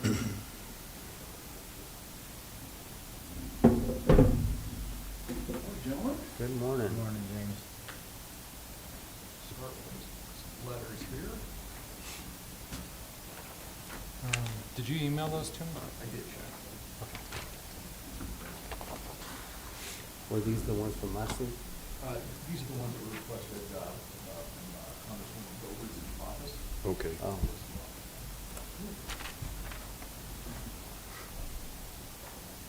She requested 3 of them, got 2 of them completed this week. Separately. I think Devin is the one that asked for them separately, right? Yes. Yeah, that's, okay, now it's coming back to him. Devon's not here today. How about that? He may zoom in this afternoon for the BLM discussion. You want to start with the energy or the aim? The energy is just fine. Okay. Good morning, gentlemen. Again, the first thing we're leading off is with some letters of support that have been requested by Congresswoman Lauren Boebert's office. The first letter that we have is regarding the H.R. 859, the Protecting the American Energy Jobs Act. And then the second one would be the American Infrastructure Modernization Act, or the AIM Act. We do not necessarily need to have signatures today. I just wanted to introduce these letters to you. If we feel like a signature today, that's fine, but the purpose was primarily just to introduce these to the commissioners. Never put off till tomorrow, well, you can put off till next week, huh? That's right. Well, normally I would try to get these out ahead of time to the commissioners, but I was out of town last week, so it's been a little bit of a crunch playing catch up and trying to get these two pulled together here really quickly. And then we'll follow up with the third letter that was requested next week during the meeting.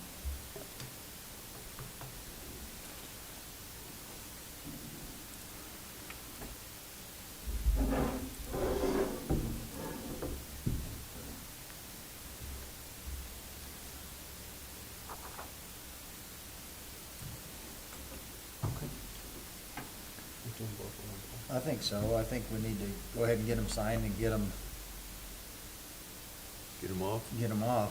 I think the sooner the better. I would move that we sign the 2 letters, one regarding H.R. 859, the Protecting American Energy's Jobs Act, and the other one, America's Infrastructure Modernization Act, AIM, to be sent to Congressman Boebert's office. Second. Okay, so it has been moved and seconded to accept and sign the letters of support and sent to the Colorado State Representative District Number 3, the Honorable Lauren Boebert. One in regards to H.R. 859, the Protecting American Energy Jobs Act, and item number 2, the Americans Infrastructure Modernization Act, AIM. All those in favor? Aye. Aye. Aye. Thank you, gentlemen. Also did want to let the commissioners know that we have sent the general services agreement and notice to proceed to I believe it was the KDI Hydro Systems. They're the outfit that is doing the evaluation on the courthouse irrigation expansion. So they are noticed and should be starting work on that immediately. Also wanted to update the commissioners on the conference that I attended last week, which was the Scenic Byways Conference, which was hosted by Colorado Department of Transportation in Glenwood Springs.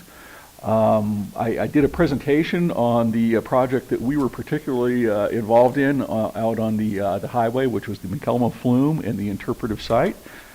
We were awarded two awards for that project. The first one, and actually this was a 2020 award, but since they did not have their meeting last year, we got it this year. And so that is an award for public-private partnership was the category, and so this is the first award we won.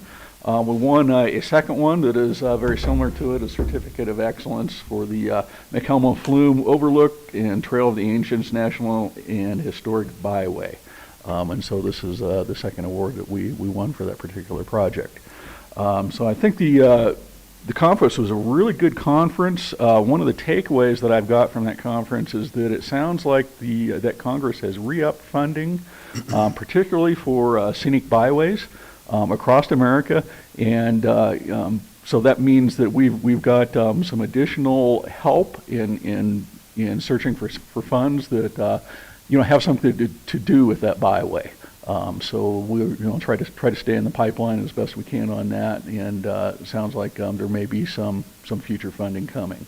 So, and hopefully that will tie in with the America's infrastructure improvements, because in Montezuma County, roads are really important. Everything rolls in and out on rubber, including our tourism industry. So that's a very, very important thing, especially for rural counties, that are not served by rail or other means. So.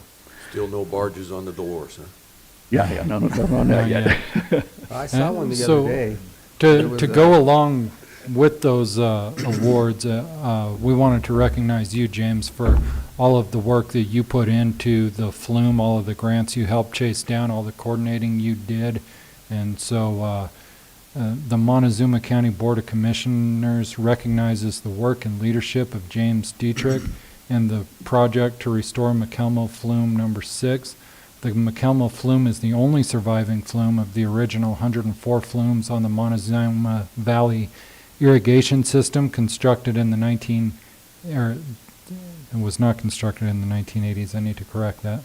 The flume was part of an irrigation system that delivered water to farms south of Cortez and to the Ute Mountain Ute tribe from 1888 to 1992.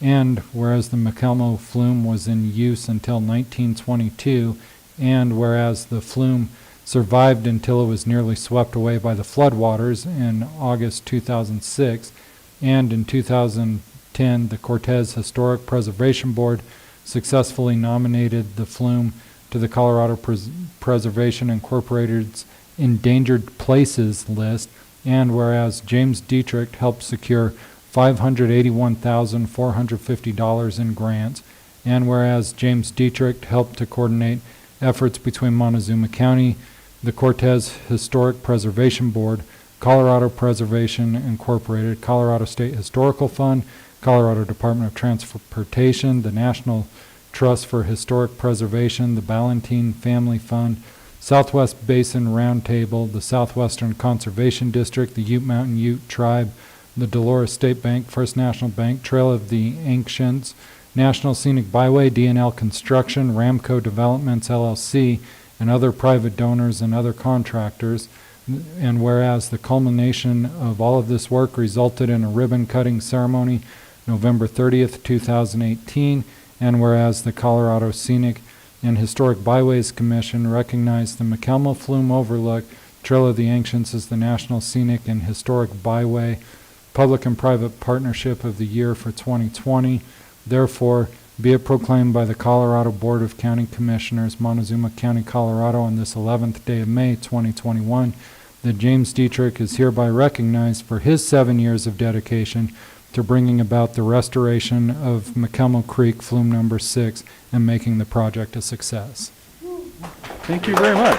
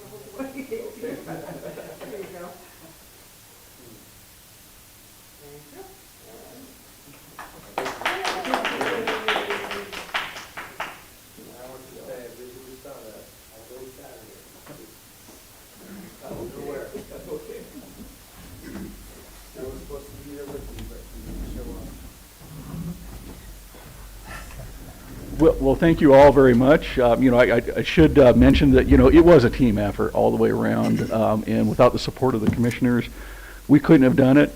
And Miss Linda Toll and Miss Susan Thomas were also just very invaluable to this whole process. So, and it is amazing that we were able to pull this project off. Had that flume been located out in the middle of somebody's field, it would have been virtually had no value to any of us. But it was just a series of events and fortunate locations that made this a successful project. So, anyway, thank you all very much, gentlemen. Thanks, James, Thanks. for all the work you do. Certainly. Thank you very much. Okay, I think that concludes my report for the day, unless we have anything else we would like to discuss.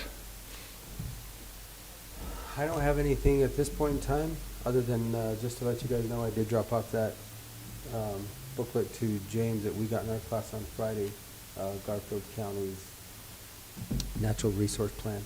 So other than that, Okay. good job. Thank Okay. you, I appreciate it. Very good. Thank you, All right, gentlemen. James. Okay, Shaq, you are up. You are next.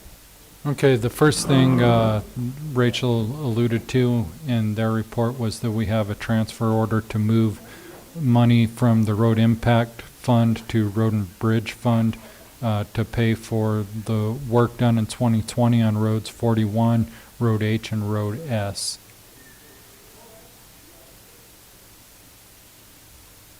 I move that we transfer $36,498.04 from the Road Impact Fee Fund to Road and Bridge. Second. Okay, it has been moved and seconded to accept transfer order number 2, 2021, to transfer the amount of $36,498.04 from the Road Impact Fee Fund to Road and Bridge to reflect road impact fees collected that were used in 2020 for the Road 41 South, Road H, Road S asphalt overlay project. All those in favor? Aye. Aye. Aye. All right, and then our new grant writer, Rachel Marchbanks, and I spent some time this last week over in Dolores County working with them on collaborating for recovery and resiliency. We also, as an economic development team, met with the Office of Economic Development and International Trade yesterday, trying to get more businesses recruited to our area. And then I've been working with our emergency manager, Jim Spratlin, to, in the month of June, set up a collaborative after-action review so we can debrief with all the entities, including Axis, Southwest Hospital, the county, the municipalities, the health department, and the tribe and other entities that were involved in the COVID-19 response, to begin addressing what did we do right, what could have been done better, and how are we going to deal with things moving forward. So just to let you know that'll be coming in the month of June. Okay. Very good. That all you have? That's it from me until I Okay. interrupt you with something else. All right. We'll go to the commissioner's report. Joe? It's been a very busy week. Last week, Wednesday, we met with CDOT. Thursday, I was on a CCI meeting on ag with the roundtable in ag in Colorado. Thursday night, we went to the Cattlemen's Association deal on the 30/30 land issues. Friday, we spent all day at the coordination seminar that the cattlemen's put on. Had a great weekend. Got to go out on my horse, spend 2 days there, which helped my mind a lot. And then yesterday was our workshop, and here we are starting the week again. How'd that treat your body? I'm pretty sore. Okay. Commissioner Lindsay? Yes, a lot of activity on the phone, on the answering emails and stuff like that. Wasn't able to participate in those 2 meetings we had. I was working. And I'll be zooming in tomorrow night, or tonight, with the city council workshop and city council meeting.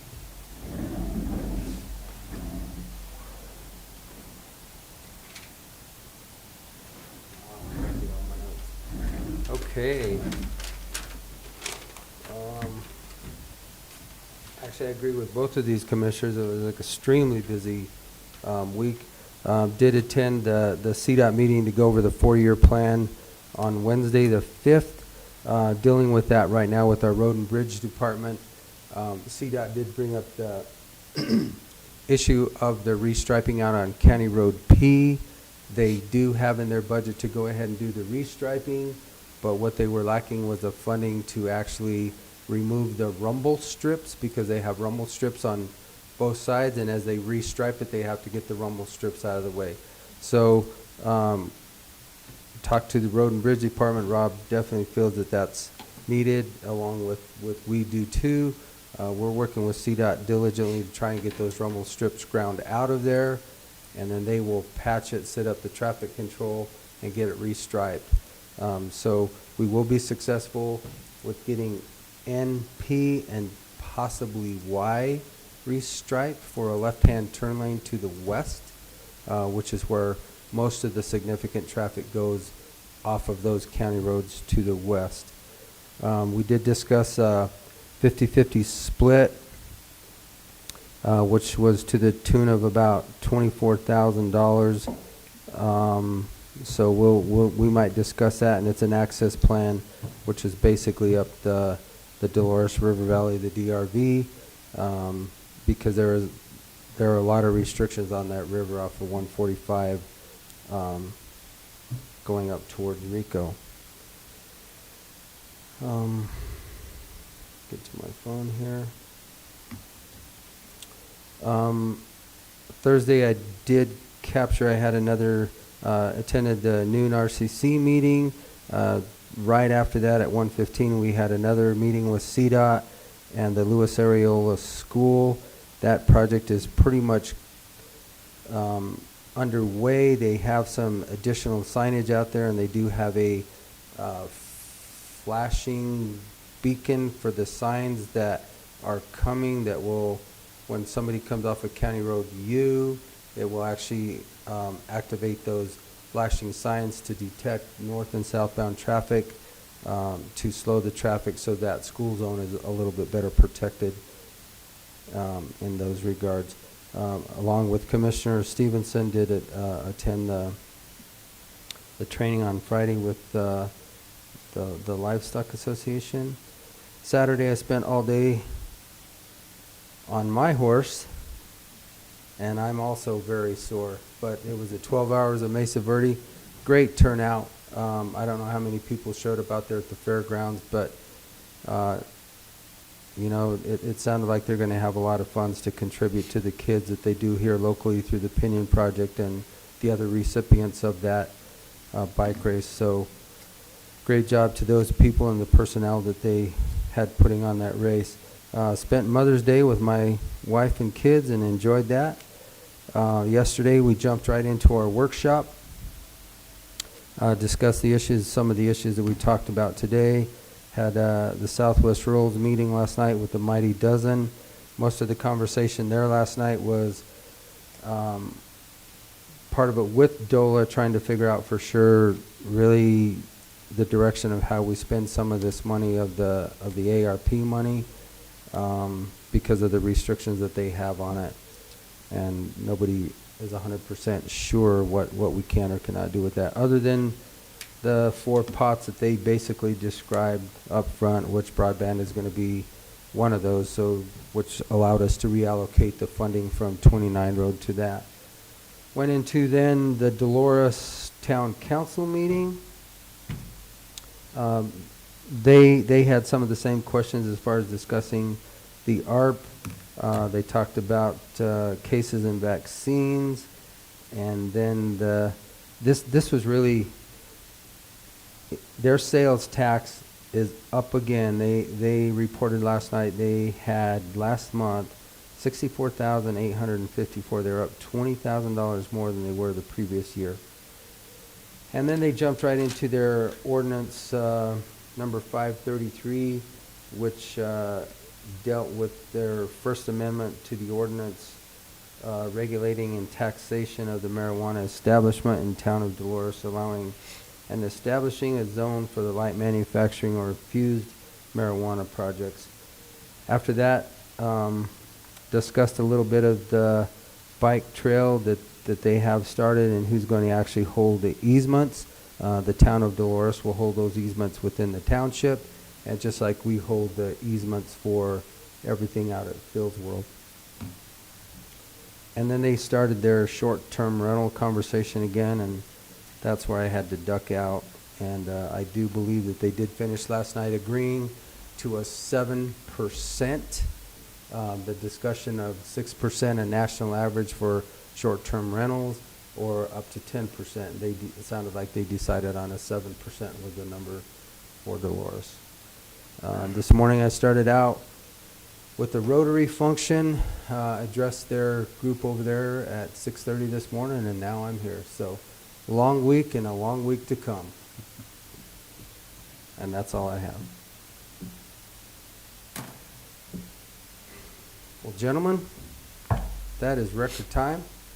I see nobody else that we need to address. So with that, I think we'll come back at 1:30 and we'll start a discussion with the BLM on our NCAs. We will break for lunch.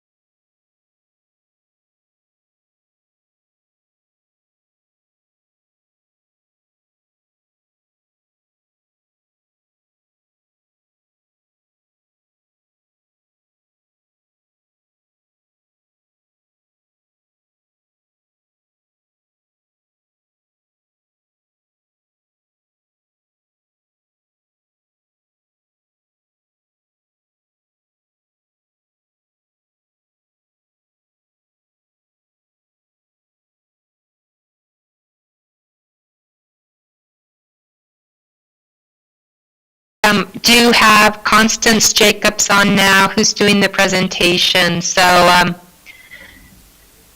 turn it back to you guys. Okay, thank you, Connie. And again, apologies, commissioners. I'm not quite sure who was able to get on. I'm still getting my messages out to my staff, so they should be joining shortly. So, but Connie's here, and she's the most important one. So you get Connie squared today, Connie Turnson and Connie Jacobs. So, commissioners, are you ready for BLM to provide their NCA presentation?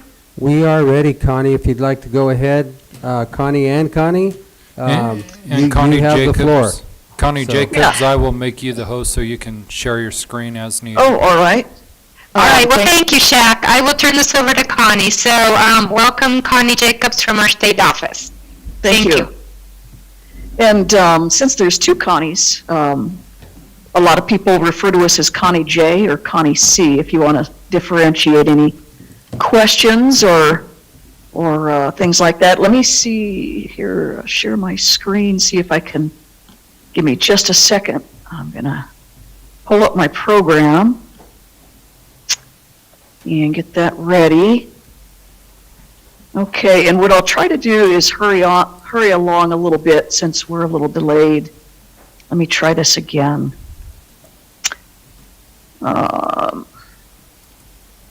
me know if you can see that. It should be coming through. Yes, ma'am. Yep.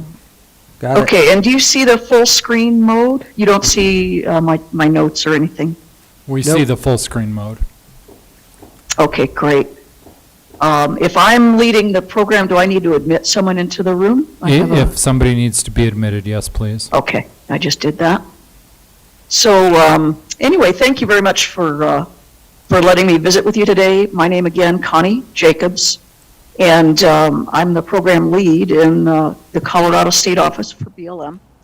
But what I'll do is just get started here. Just some housekeeping. Are you folks okay if we do questions at the end, or would you rather have folks ask questions throughout? I think we're good holding them till the end. Yeah. People can write them Okay. down. We'll go to the end. Alrighty, we'll do that. That'll let me kind of clip through the program and make sure we end on time today as much as we can. So, alrighty, well, it's a pleasure to have the opportunity to talk with you folks today. Let's see, 2 people are in the waiting room. Admit. Hang on just a second, I'm doing a little more housekeeping. And so what I want to talk to you today is about BLM's National Conservation Lands. I want to share what makes the National Conservation Lands an integral part of what BLM does today. And before we get started, again, I just want to let everyone know that I'm the Conservation Lands lead for BLM Colorado. So most states in BLM, especially in the West, have these positions to help kind of coordinate a lot of the work that goes on across the state through BLM. So let me find my mouse here. So before we really get started, just wanted to describe a little bit about the conservation lands, and I know this program is about national conservation areas, which are a component of the conservation lands. And so as we get going into that, what I'd like to do is actually go back a little bit and kind of talk a little bit about the background of these programs and the background of that history in BLM. So this is the 75th year of BLM, or Bureau of Land Management. The important thing to remember is that our history really goes much, much deeper and much older than when the official or current name of the agency came about in 1946. So we're one of the earliest agencies really in American history. It goes back to when the Government Land Office was created in 1800. And the GLO is really, a lot of people remember it as the agency that helped place people on the land throughout the West during the Homestead Act. In 1934, the U.S. Grazing Service was formed, and that helped manage the grazing on public lands, and that became an increasing activity or use. And then finally, these two agencies are what was combined, and then the name was changed to the Bureau of Land Management. Our work is managing the public lands, and it's important to remember that we've been doing that since 1800. So just as the uses on public lands change throughout time, BLM itself continues to respond to changes in the many different uses of our public lands today. So in the early to mid years, BLM had a difficult task balancing the uses that were happening on the public lands and then doing it without depleting the resource or keeping it sustainable. Before 1976, BLM didn't even have its own legislation providing direction to all the new or changing demands that came about on the public land. So the Federal Lands Policy and Management Act, or FLPMA, is what solidified BLM's mission in 1976. And this came about to address all those changes and demands that were developing on growing populations with the public lands. So FLPMA provided a lot of direction for the agency, but specifically about managing public lands for multiple use and sustained yield, and then managing those lands for multiple values as well. Hang on, give me just a second. Looks like I've got people in the queue. Okay, here we go. FLPMA is many times called BLM's Organic Act. And then FLPMA, I like to think of it as kind of a new invention and what it was a part of that makes BLM unique as an agency. And this policy really, this legislation is what gave BLM the adaptability or the flexibility, kind of like the rubber band in the cartoon there, to address all the challenges happening on public lands every day. And I do think that rubber band in the cartoon is kind of fun and a fun way to think of FLPMA. So I don't know if you folks have done that, thought of FLPMA like that, but I have. So what did FLPMA do? It mandated federal ownership of public lands when previously those were either sold or disposed of while the nation was growing. It required management for multiple uses and values, and while keeping the resource sustainable for future generations. But FLPMA also mandated some new forms of protections for some of our public lands. So it's really a challenging mission for BLM to balance all of these uses and needs or values. And you can see that in the text of some of the legislation itself, and that's what's right on the slide. So they're fairly almost opposing values, really.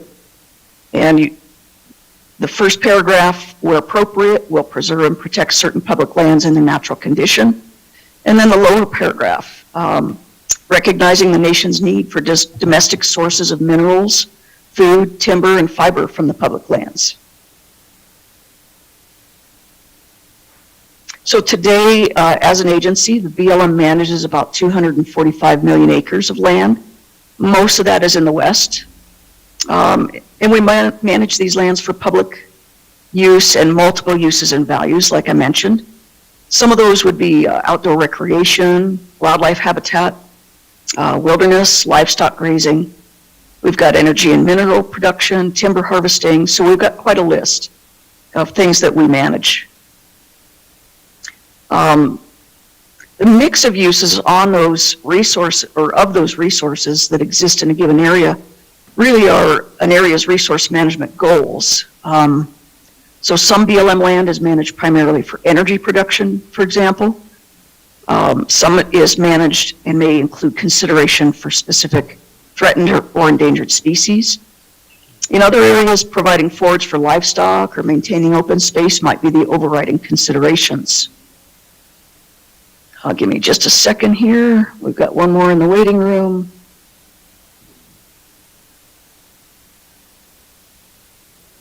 Sorry for this.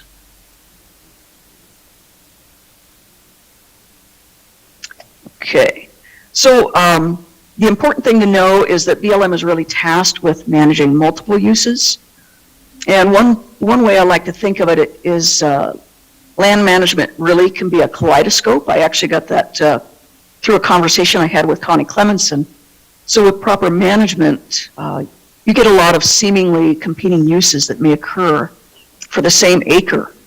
And it's It's possible so long as we provide for sustained yield for future generations. So the National Landscape Conservation System, and we now call that National Conservation Lands, that was established in BLM in 2000, and it was established to better address special places on public lands. So I like to think of it as BLM's response to that part of FLPMA that mentioned conservation areas on public lands. This program is new, and it really offers a range of options for protected lands. So I guess to better describe that range, for example, on one end of the spectrum, you may have wilderness areas, and on the other end, you may have national conservation areas. And when you're considering allowable uses, you've got to look at those areas in that range and that spectrum.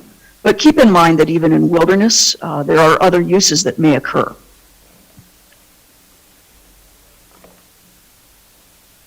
So I'd like to condense that kind of into one long sentence, and that's conservation lands really are an answer to the conservation question within BLM, which FLPMA helped address, and then conservation lands came along and combined into one system. And this is what allows BLM to manage special places for the American people on our public lands.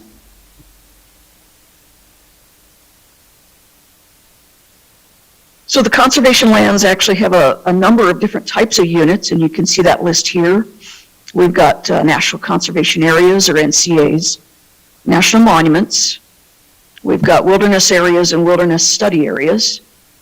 We also have National Wild and Scenic Rivers, and then we have National Scenic Trails and National Historic Trails.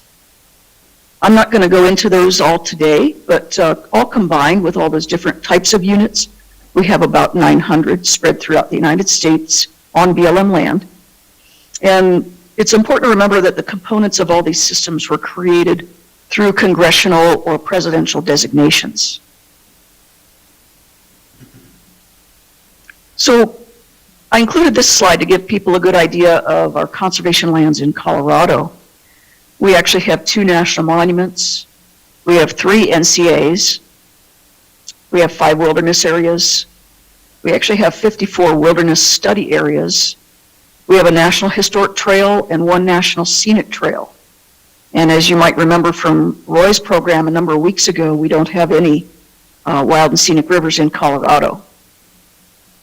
So the one thing I kind of want to focus on is how is it that BLM came to manage these lands?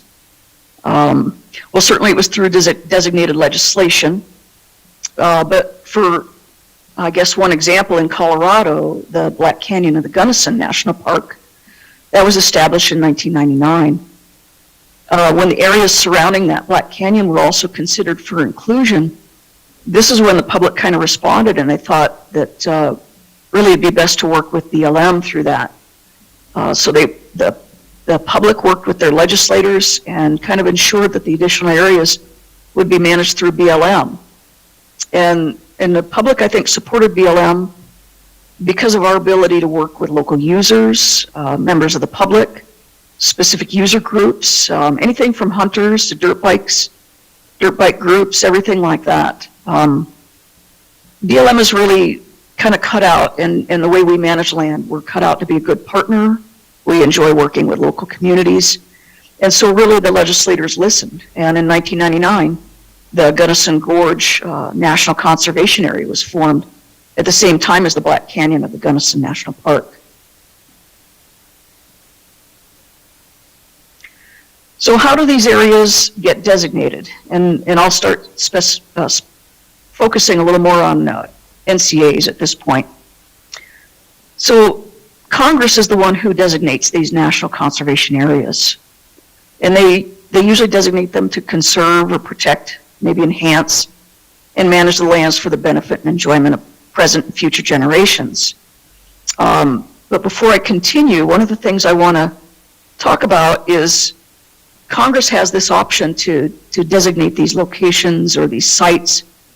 The Department of Interior itself can actually take a position or a stand either for or against any proposed legislation. But it's really important to remember that as employees, we cannot. The Federal Anti-Lobbying Act is an important piece of legislation, and it really impacts our work. So we have limitations on employees actually trying to engage in certain types of grassroots activities. We're not allowed to influence pending legislation. Our job as employees is to manage the land as it's designated and not support or oppose a designation. We're here to answer questions for folks and provide factual information. So a lot of people, I've actually been asked this in a number of places, whether we support or are against a certain piece, and we have to be very careful. That's a very fine line for us, and make sure that we steer clear of any avocation either way. So an NCA, how is it managed? And you'll see here shortly, we've got a number of different, anything from legislation to policies, but this is an important document here, the 15-year strategy. And again, when it refers to National Landscape Conservation System, we call that now the National Conservation Lands. So this 15-year strategy, it outlines and encourages an ecosystem approach to manage the lands, and they're managed in context of surrounding landscapes. Some of the things this strategy highlights are that it encourages community-based landscape level planning and management.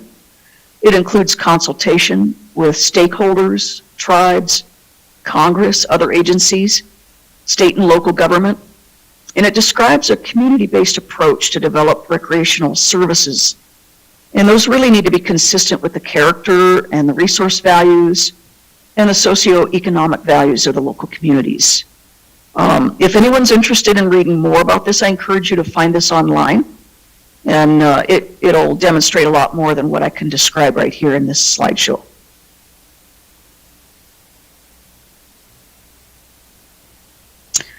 And diving a little deeper into how these sites are managed, these NCAs, again, we've got a lot of rules and laws to follow, and these all guide the development of the NCA management plan. And it's worth noting that this list is somewhat tiered. Most importantly, the enabling legislation is what's used to guide the management plan for each NCA. And it's really when we work with local communities, we're looking at considering valid existing rights, local management concerns, we're looking at water rights, and these all come into play when we develop the management plan. And that bottom sentence is very important. It's important to remember that each national conservation area is unique, and that is reflected in the enabling legislation.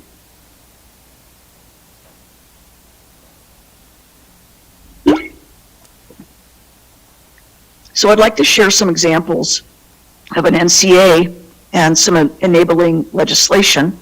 And so Gunnison Gorge, I decided to use that as an example, which I mentioned a little bit earlier. So it was created at the same time as Black Canyon of the Gunnison National Park in 1999. But some of the language in the enabling legislation, it's important to go back and look at that. To look a little more closely, we've got under the establishment of the Gunnison Gorge NCA, it references managing the area in accordance with FLPMA. It states that the management plan will be prepared in close consultation with appropriate federal, state, county, and local agencies. It says that if there are any withdrawals, and those are typically mineral withdrawals, if any withdrawals are subject to valid existing rights, the legislation actually mentions that hunting and trapping and fishing will be permitted. It describes the use of motor vehicles that will be allowed to the extent that the use is compatible. And it talks about the acquisition of land. I know some people, other places I've worked, that's been a question that's come up. This says that land can only be donated or purchased, and no interest in the land may be acquired without consent of the owner of the land. It goes further, talks about water rights.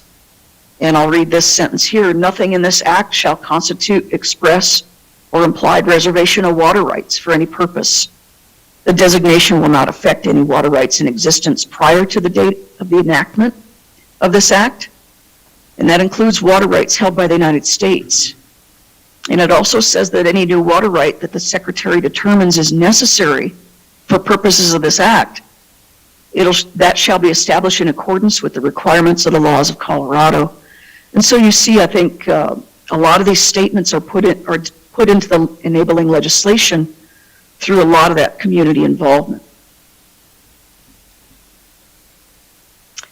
So in some of the previous statements, I mentioned some objects and values, and these are things that maybe stakeholders might seek to protect, either a site's scenic qualities, there might be some flora or fauna, might have historical or cultural significance. Some of the objects and values may include recreation opportunities or combinations of these or other values. And some land designations may indicate the importance Congress places on a particular value. And one instance for that would be maybe a historical value in the case of a national historic site, and there might be a recreational value in a national recreation area. So those are a couple of examples.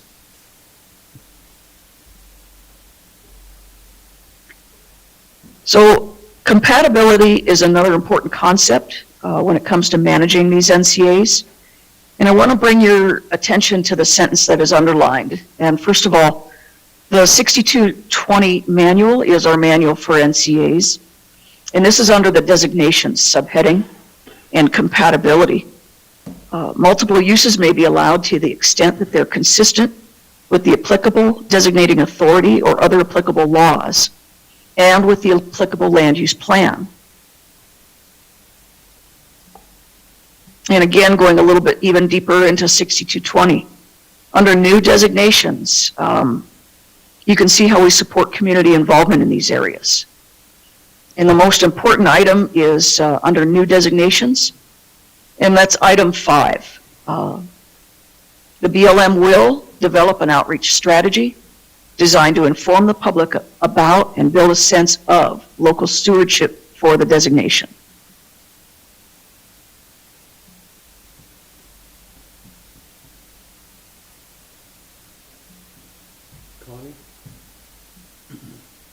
Connie? Yes. Kent Lindsay here. When that statement is made, is that before or after a designation of an NCA? This would be during the process. Okay. And sorry, I did have to admit more people into the room, so I apologize for the pause. Let me get started here again. See if I've got... Now my mouse is not cooperating. There we go. So some of the uses and compatible activities that can happen in NCA, these are really nice photos. I kind of picked a range of images. We've got the Peach Valley OHV area. We've got cattle use. We've got recreational use. One example here are mountain bikes. We've got hunting and a lot of other traditional uses as well. And as long as these multiple uses are consistent with the enabling legislation, those are certainly considered as that NCA is being developed.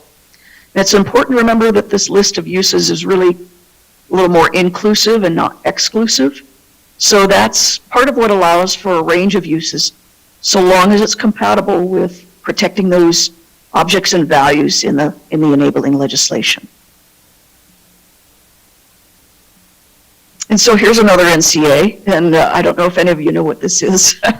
And it's not, this slide is a little scary maybe. But anyway, this is another use that actually happens in an NCA, and this is the Black Rock High Rock Emigrant Trails NCA over in Nevada. If anyone hasn't guessed, this is actually the Burning Man event. And it's been quite popular, and so not only was it allowed in the legislation and kind of evaluated, it's also mitigated, and at the end, things are returned to previous conditions. So really the BLM and what we do is very challenging and complex, and I think you've seen a range of that in some of the photos. And what we need to do is apply all of our statutes, all of our laws and regulations. And, as I mentioned before, BLM has a unique, challenging, and also a very satisfying mission. And just, I'm kind of wrapping up here toward the end of the slideshow. I just wanted to share a couple of thoughts that came to me while I was putting this slideshow together. What happens if we get multiple designations that overlap? And that does happen in places. So for example, what if we get a wilderness with an NCA and they overlap in part? So the Policy Manual 6220 addresses that as well. And so where those overlaps happen, BLM has to comply with all the applicable statutes. And in order to do that, we typically would apply the most restrictive management options. But again, it's important to remember that these uses are evaluated on a case-by-case basis. Trying to think of an example here. If there were designated wilderness that overlapped with either a monument or NCA, the most motorized vehicles or equipment may be used in one area, like in the monument or NCA, but in the area that it overlaps with the wilderness, those uses would have to be considered and evaluated, and they'd have to be the minimum necessary to administer the area under the Wilderness Act for those portions that do overlap. The one thing that we also need to remember is that when we work with our local communities and these national conservation areas are developed, really these solutions are often and best developed at the local level. I think there's some really good examples of that in Colorado. So what's in it for Colorado? Nationally, it's a pretty big industry. We're looking at $887 billion. That's with a B. And that's our recreation economy. That supports 7.6 million American jobs. In Colorado in 2019, BLM lands contributed $692.9 million, and that generated nearly 6,000 jobs. We are just getting numbers in from 2020, and of course that was COVID, where certain areas really more than tripled their use, and other areas actually lost some use. So that it depended on the developed sites seemed to go down in uses, and our dispersed areas, and actually a lot of our conservation lands areas got astronomical growth. So we're looking forward to some numbers coming out probably this fall with what these economic contributions were, either by field office or by the state. So this is a pretty good bet for places that have these areas, and so just some food for thought there. And I just want to let you all know that this is a site that's from the BLM page, and I want to encourage you to go online and start looking a little bit more at some of the information that's out there. BLM is really proud of our national conservation lands, and we do our best work when we partner with neighboring communities, when we work with user groups and the general public. And really it's your input that makes our challenging work so much easier, and we always invite that input.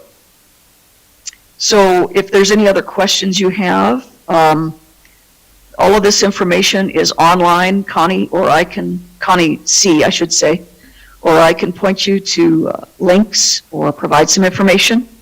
And if anyone has a question that I don't know the answer to, I'm happy to find that out and then get back to you. So, and I know Connie Clemenson has a great team down there in Montrose in Southwest Colorado. So I'm sure she would agree with that. So I think just kind of in closing, BLM's conservation lands are really an important part and piece of the way we manage public lands. And I think they're an important contribution to the public lands for the American public and also for our economies. So I guess with that, I'm happy to answer any questions and take it from there. If you want to, do I need to stop sharing, do you think, or? I think you can probably stop sharing, but You're going to have to tell us if anybody on Zoom has their hands raised. Alrighty. I'll stop the share Connie, there. you can just I need- return the control back to me if you want, and I'll watch for hands on Zoom. Yeah. Thanks, Jack. If you'll facilitate the questions, we would really appreciate it. Okay, so I think it's only fair that we start with the commissioners in the room. Okay, Connie, I have a question on one of the very first slides under number 8, parentheses number 8. It says where appropriate. So who determines appropriate? Is that you guys, BLM, through what kind of a study, or what makes that appropriate determination?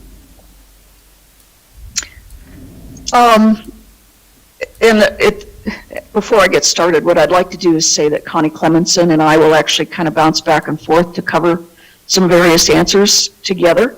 So I don't mind if she jumps in at any point.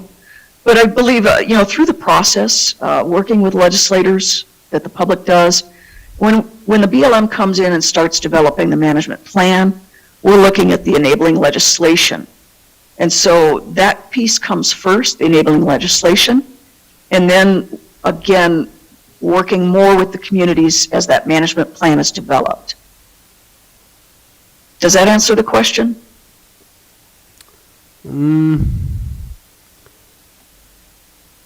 So it all is determined for the legislature? Is that what you're saying? I'm going to go back to my slide 8 so I make sure I'm... It was right on the very first or second slide. It was under parentheses number 8. Like the last sentence.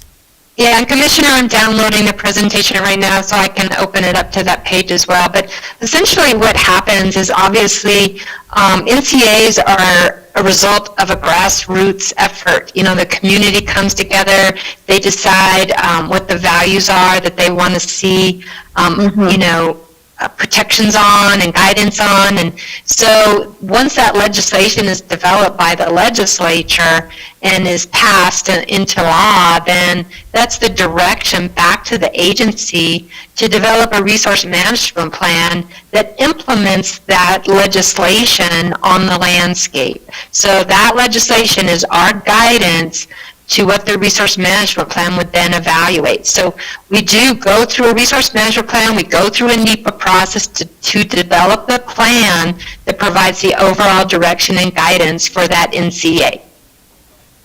Did you find your slide, Connie? I did. Slide 8 shows this, shows the BLM lands with the conservation lands highlighted. It was the map image. So I'm not sure if, trying to think here which. The commissioner wasn't saying slide 8. He was saying it was a number 8 on one of the first 2 slides. Parentheses 8 on one of the first 2 slides. Hey, Connie, it was under the FLIPMA slide, and it's the public lands. It says number 8. I'm believing Commissioner. Yeah, the public lands be managed in a manner that will protect the quality of scientific. Is that it? Commissioner Candelaria? That sounds correct, and it was like the last sentence in that paragraph. Okay, and it says, Where Connie, do you have it? I'll read the whole sentence. Well, go ahead and read the whole sentence, or I can. So I'll just continue on. Okay, so it was under FLIPMA, Section 102, the Declaration of Policy, notation number 8. The public lands be managed in a manner that will protect the quality of scientific, scenic, historical, ecological, environmental, air and atmospheric, water resource, and archaeological values that, where appropriate, will preserve and protect certain public lands in their natural condition. Okay, Connie. So, where appropriate, understanding that as the NCA legislation is being developed and where it's applicable, I guess in some places the NCA may be less appropriate than other values or uses that are determined for public land.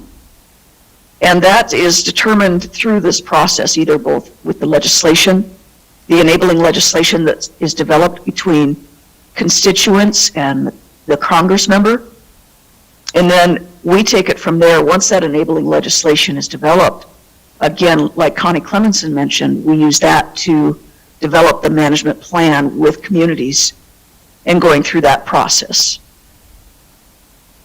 Okay. Commissioner Cooper from San Miguel has her hand raised. I want to jump in front of the other Montezuma County Commissioners. Go ahead. Okay, thank you. Thanks so much, Connie and Connie, for being here. Jay, it's nice to meet you. Very nice to meet you. Thank you.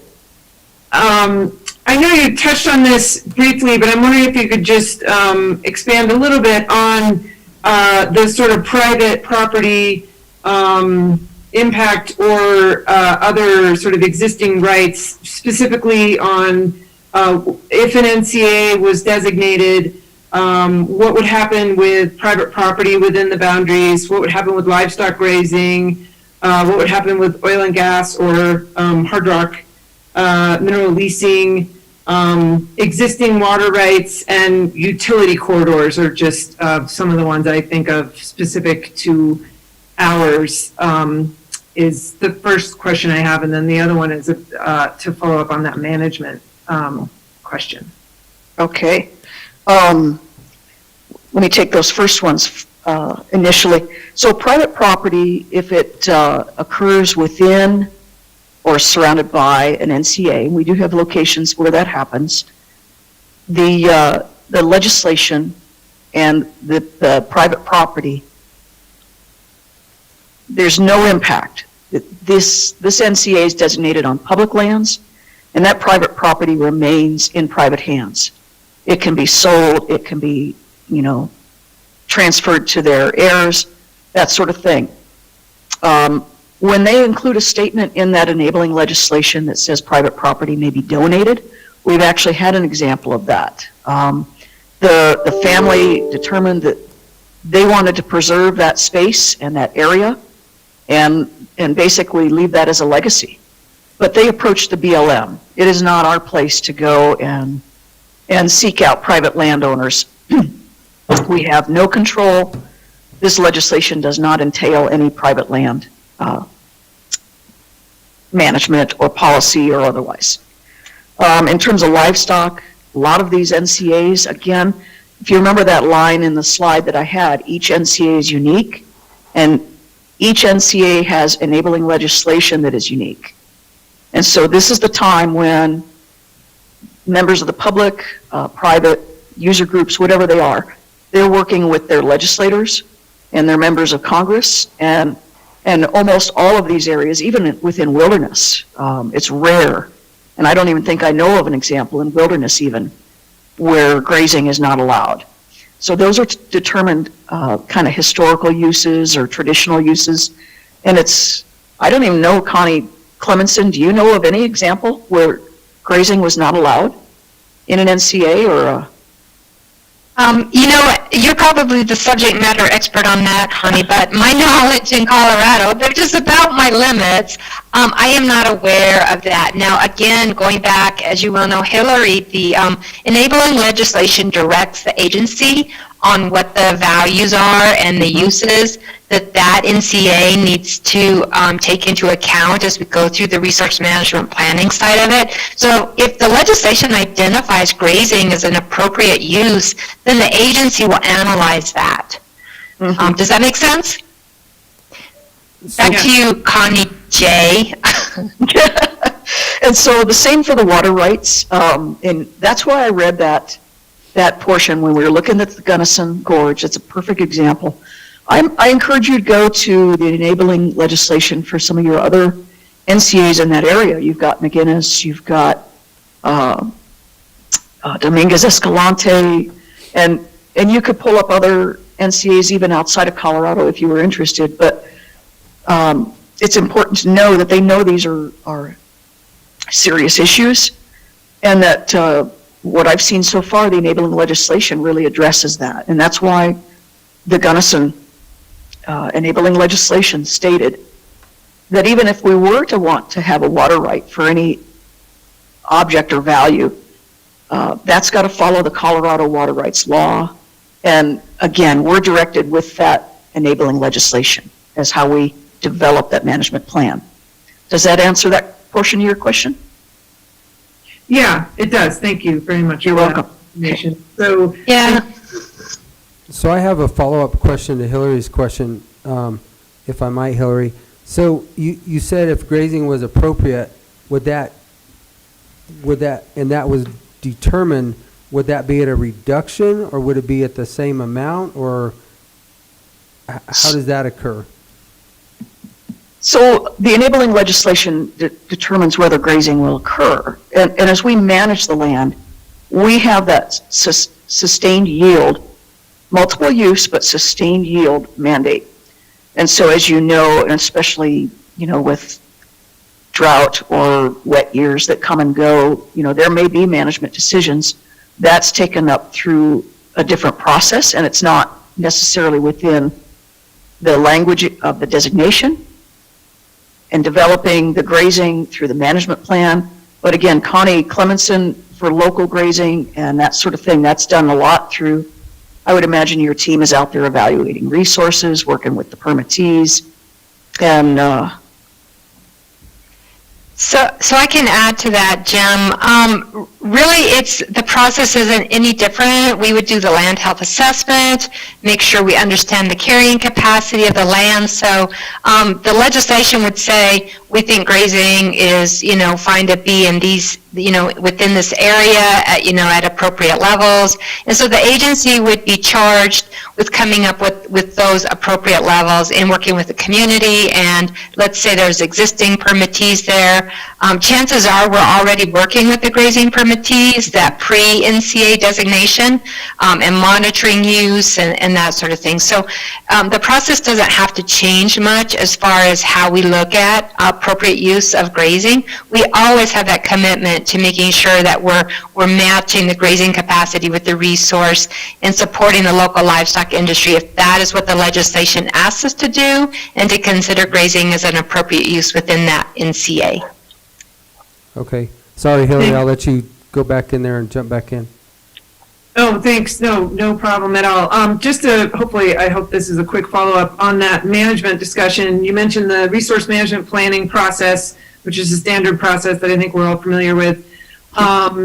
If the legislation contemplates, or in your experience, Connie J, NCA legislation that establishes stakeholder advisory boards, how does that advisory board that is referred to in the legislation interact with the resource management plan? Does that need to, planning process, does that need to be called out specifically?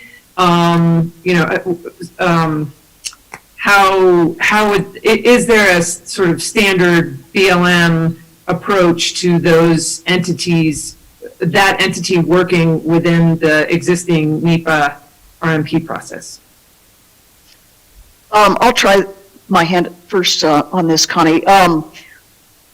I know we have our resource advisory councils, and I don't know of too many stakeholder groups that are formed for NCAs or monuments, but I do know there's some.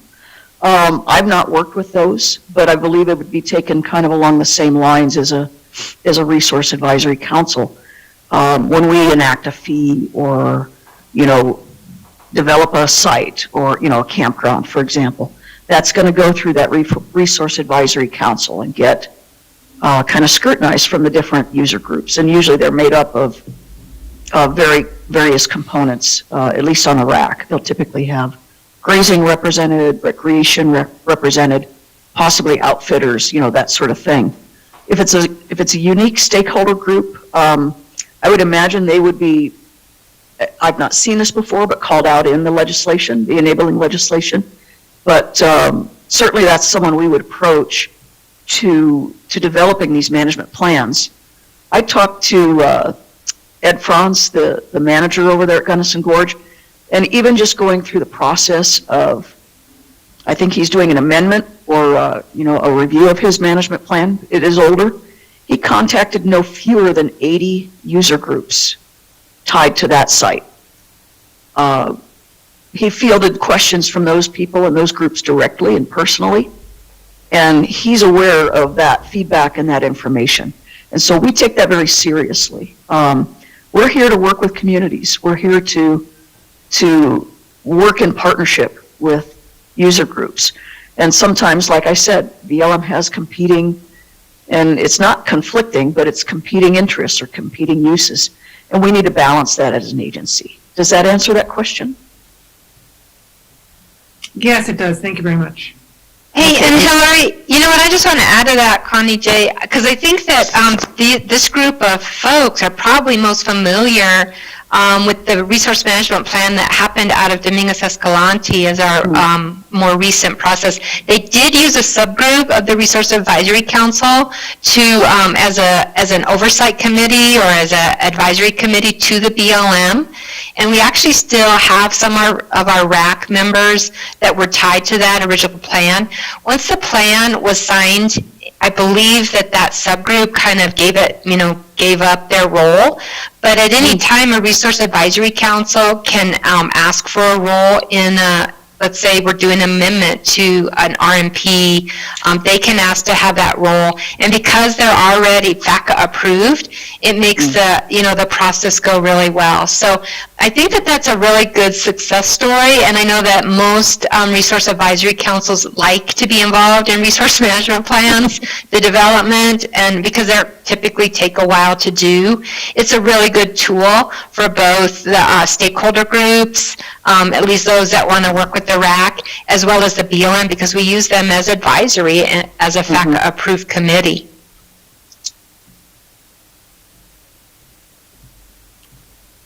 Okay, any other questions on Zoom? How about in the audience out here? I see Commissioner Cowdy has a question. I do, if that's okay. You bet. Connie, I'd like you to go in, and thank you so much for the presentation. Hillary brought it up in her initial question, and I don't think it was addressed completely about right-of-ways, like say power lines, gas lines, things like that going through an area like that, existing right-of-ways, or mining, interests, maybe claims, but they're not developed claims, non-patented claims, patented claims. Where does that all fall out in one of these areas? Because I know grazing, cattle come through, they take the grass down, they move on, so the damage is minimal. But let's say a mining operation or putting a big power line through an area where there's a designated easement at this time, right away. So I believe those would fall under the valid existing rights, depending on which they were, either a right-of-way or a mining claim or a patented claim. If there was, an assessment done that it was a merchantable deposit, that sort of thing, that was going and already in the process of being developed at the time of the enabling legislation, that would be considered a valid existing right. But there needs to be some further, what's the word I want? I know most claims have to be updated and what do they call that? Well, what's that word I want, Connie? Validated. I'm kind of at a loss for words right now. For the mining claims? Yeah. Yeah, if they are known to be a valid mining claim and they're keeping the claim up to date, then we would honor that as a valid existing right. Now, I think that some of the areas do have a withdrawal of mineral entry as based on the legislation. So again, just remember the go-to is that enabling legislation that directs the BLM on where those sideboards are and what we need to analyze as appropriate uses. That's why the legislation is so key, and that's why the community role, working with the legislators, is really important. And I know that that's ongoing right now. So those are things that the community would want to take a look at as far as what do they want in that legislation? What do they want that NCA to be managed for? Thank you. I was having a little trouble coming up with a word. I still haven't thought of it, but I don't know if I had the right word, but it's hopefully people get the gist of that. And Hillary, I wanted to circle back just because I know that this is a super important question, and Roy did a fabulous job answering. But on the water rights side of it, we want to make sure that, and I know that that was a part of the previous legislation, is that even if a water right were to be requested through the legislation that the agency take, we would be very junior. We would be junior to any other legislation, and that's been one of the questions between Wild and Scenic and NCAs. So again, going back to what do you want that legislation to say as far as water rights go moving forward? And how do you want the, the Wild and Scenic dealt with as well? So. Yeah, and I think Commissioner Keddy, was there one more, I think, right-of-ways?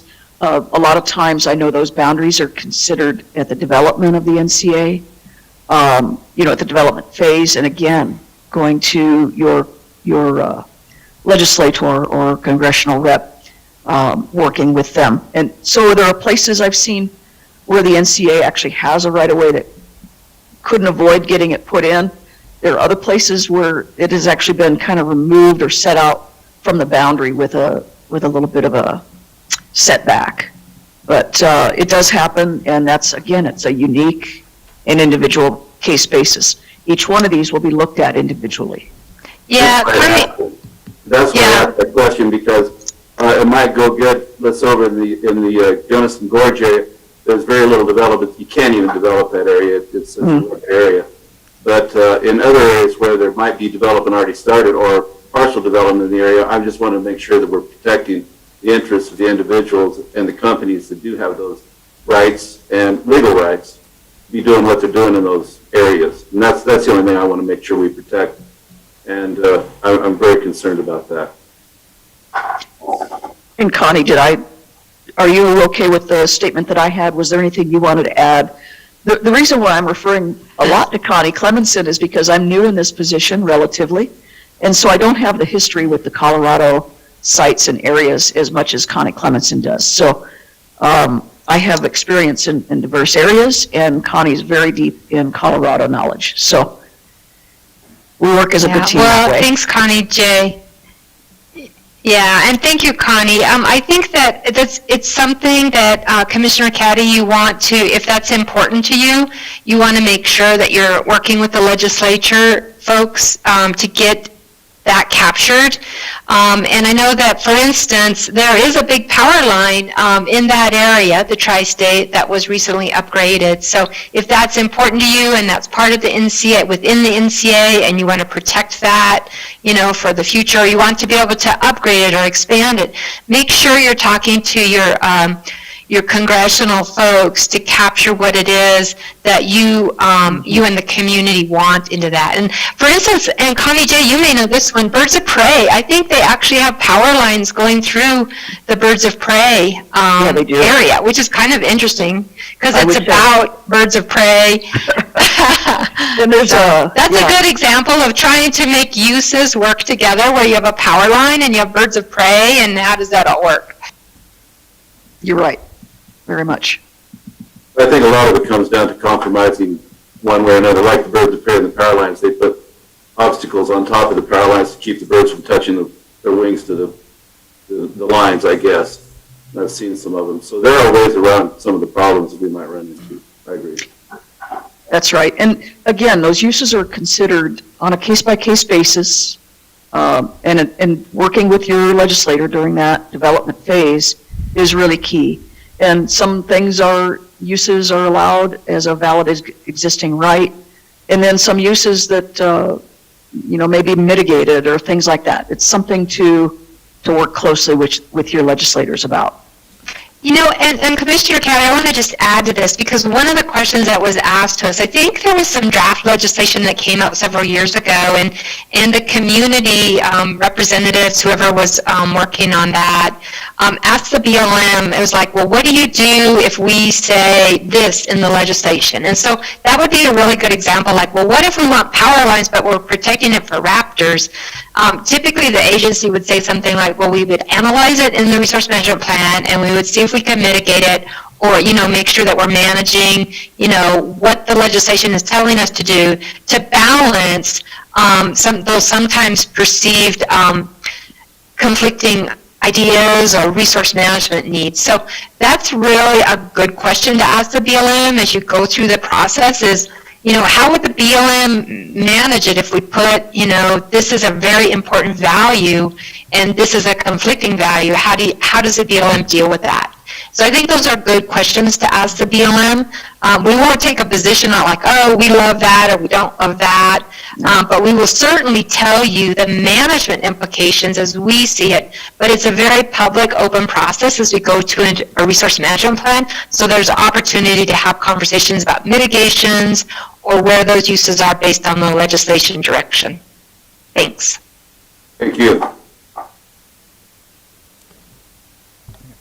Okay, Commissioner Stevenson. I've got a question here. So once an NCA has been adapted, will that protect that land from ever being taken to wilderness or a monument status after an NCA has been put in? So these NCAs or any of these units within the conservation lands are congressional actions. The one exception to that may be a national monument, which can be congressional or a presidential act. That is Congress's discretion, and that is, I don't know if any of us can speak to the future, but I know these NCAs are popular areas. Typically, congressional activities or actions, that would designate a certain land for potential wilderness, that's a community-based effort typically, but that's for Congress to determine, and we don't, and actually cannot take a stand in that. So I've not seen that happen anywhere. I've not known it. I've been with the Bureau 17 years. I don't know that that's occurred in any location, and I don't know that that's occurred historically. I've not seen that example, but I don't know if I can use the word never. But that, again, is a congressional determination. Connie, do you have anything to add to that? Well, I wonder, Commissioner Stevenson, are you talking about like when Black Canyon of the Gunnison switched over from a monument to a park? Is that the question, or are you talking specific to the BLM? I'm just talking. Because I don't know that I know about it in the BLM post-NCA designation, but I have seen it as just a general taxpayer myself. I've seen where the Park Service has, through congressional action, and maybe we have one of our congressional representatives that could explain that better than I can, because I don't know anything about how that works. But I have seen monuments switch to national parks. I don't know how that process works, other than I'm guessing Congress does that on request of a community, perhaps. But I don't know about how that might happen in the BLM. I'm not aware of an NCA switching over to a monument after it's been designated an NCA, but Connie would have a bigger world perspective of that.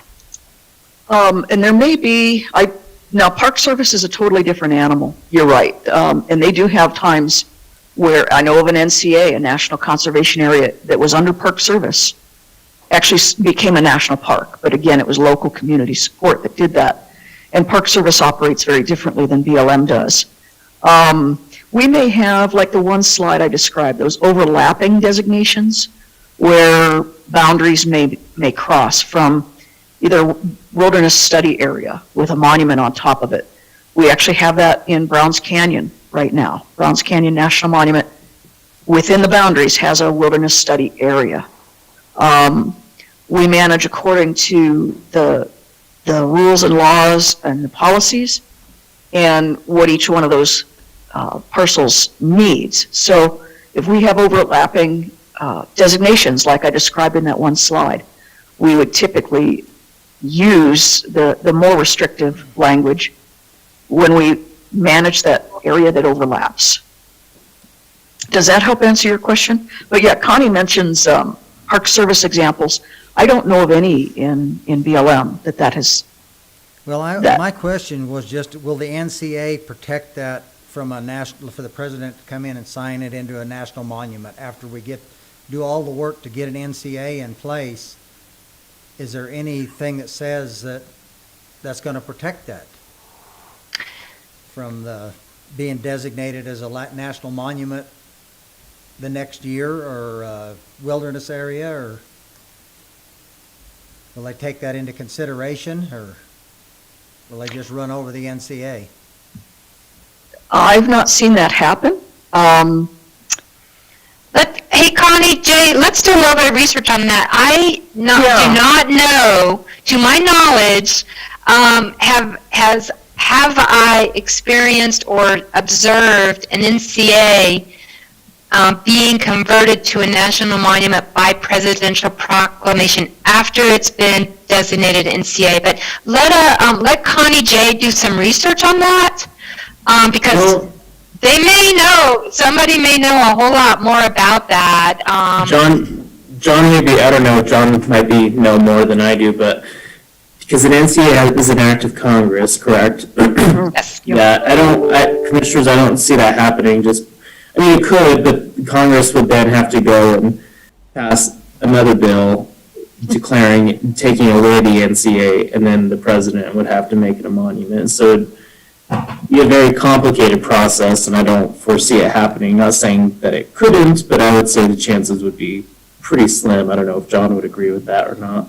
Yeah, Devin. I mean, I would agree with that. I've never heard of an instance where, Congress has designated NCA and a president has come in and then, changed it to a national monument. I think when you do an NCA, you kind of have settled the discussion, as it were, about what type of designation the land should have, is generally what is considered to be the case. So it kind of takes the monument option off the table. I'll be interested to see if the research comes up with something different, but I've certainly have never heard of that happening. And I don't think it would play out very well politically either, since an NCA has input from the community, and then the Congress taking it back, and then the president putting a monument. I think that would have some political repercussions. So I don't see it happening. Okay, Thank you, congressional representative. Yes, thank you. Commissioner. It was way out of my bailiwick, so thank you. Commissioner Hanson, I see you came on. Yeah, thank you, and thanks for doing this. It really is helpful.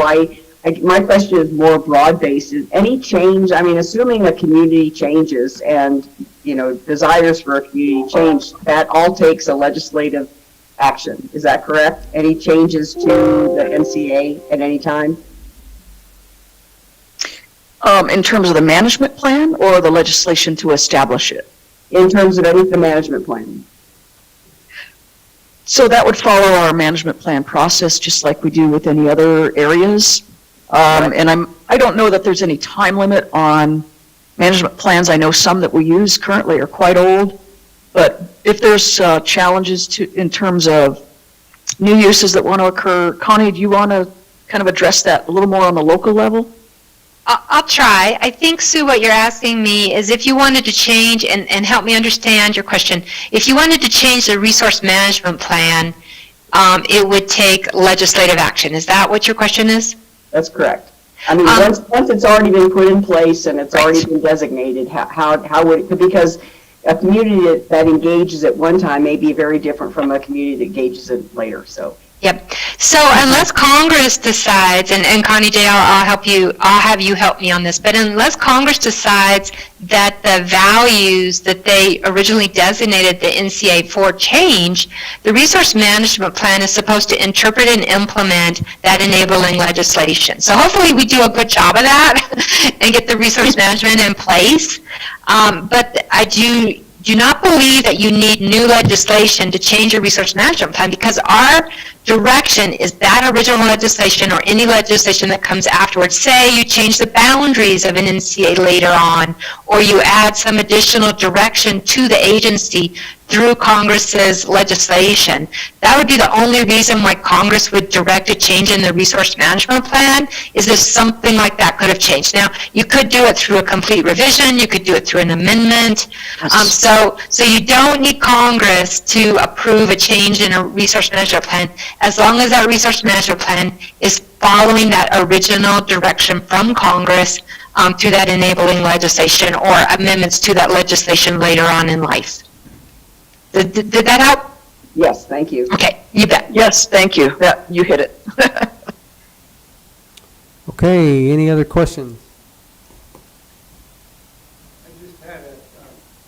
Come up to the mic. We have Commissioner Garcher in the room also. And then make sure it's turned on.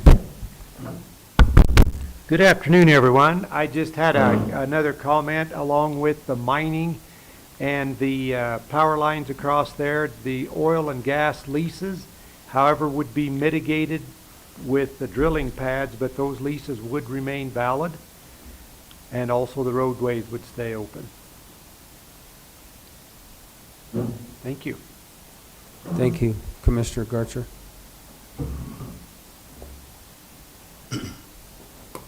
Oh, one more in the crowd here, guys. Just hang tight for us. We got to get them up here to a mic. You bet. This is Ed Miller, and I represent Montezuma County on the Southwest Roundtable and the Southwest Roundtable on the Interbasin Compact Committee.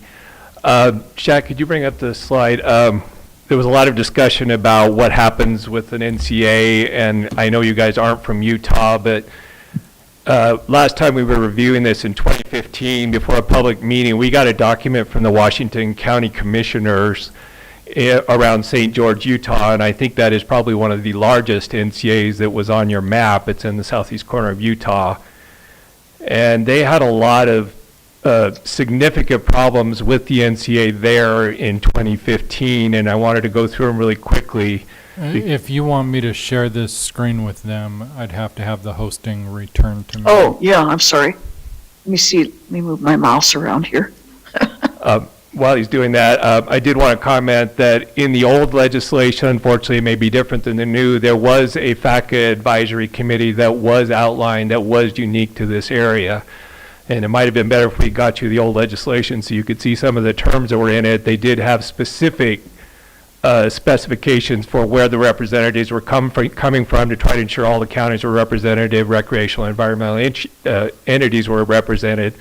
But it said all of those FACA members would be appointed by the secretary. So I guess the question is it possible for our county commissioners to assure that the representative for our county is chosen by them as opposed to the secretary? Or how is that selection process done? You know, that's a good question. I might have to come back to you on that. I think it depends on what the legislation says. I mean, if the legislation says it's chosen by the secretary, I would defer to the congressional representatives, and maybe that's still in the draft legislation and maybe it isn't. So it's going to be the intent of what the community wants as far as involvement of stakeholders and how they identify that. If they defer to the local resource advisory councils, that's what the BLM would do under that direction. If they want a unique stakeholders group to be involved not only through the resource management plan development, but through the life of the NCA, then that's what the legislation would direct the agency to do through the secretary or whomever. And I would again have to defer back to Devin and John Whitney as our subject matter experts on legislation. That is not our bailiwick. So maybe John or Devin could answer that. Since you offered the first time, I'm putting you guys on the spot again. Thank you in advance. Thanks, Connie. Yeah, John, when you hear yet? So, when you have a committee, it has to be, it's subject to a federal law called FACA, the Federal Advisory Commissions Act. And so the members are chosen by the secretary. We do have in the draft language right now that one member shall be a representative of, San Miguel County. One member shall be a representative of Dolores County. So, in general, the secretary is going to choose people in consultation with the leadership of the county, but ultimately it is the secretary's decision as to who they appoint. If you could put that white, that is the FACA committee that was outlined in the old one, that white sheet right there, if you could make that full screen. I still can't share, but... How do I remove host capability on mine? If you go into your participants, it will show Shaq Powers. Click that and then click More and then choose Make Host. Give me just a second. Oh, there we go. Thank you. Yes. That should switch us over there. There we go. You got it.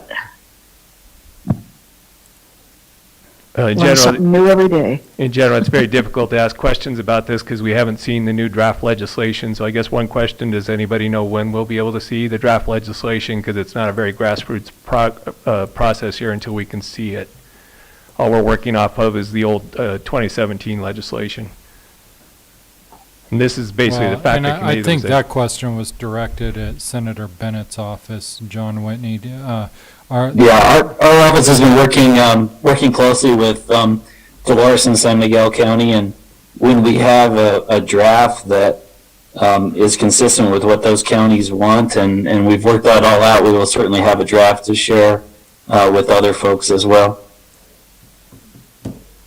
We're getting there. John, this is Kent Lindsay, Commissioner, Montezuma County. How does Montezuma County become a voice in this?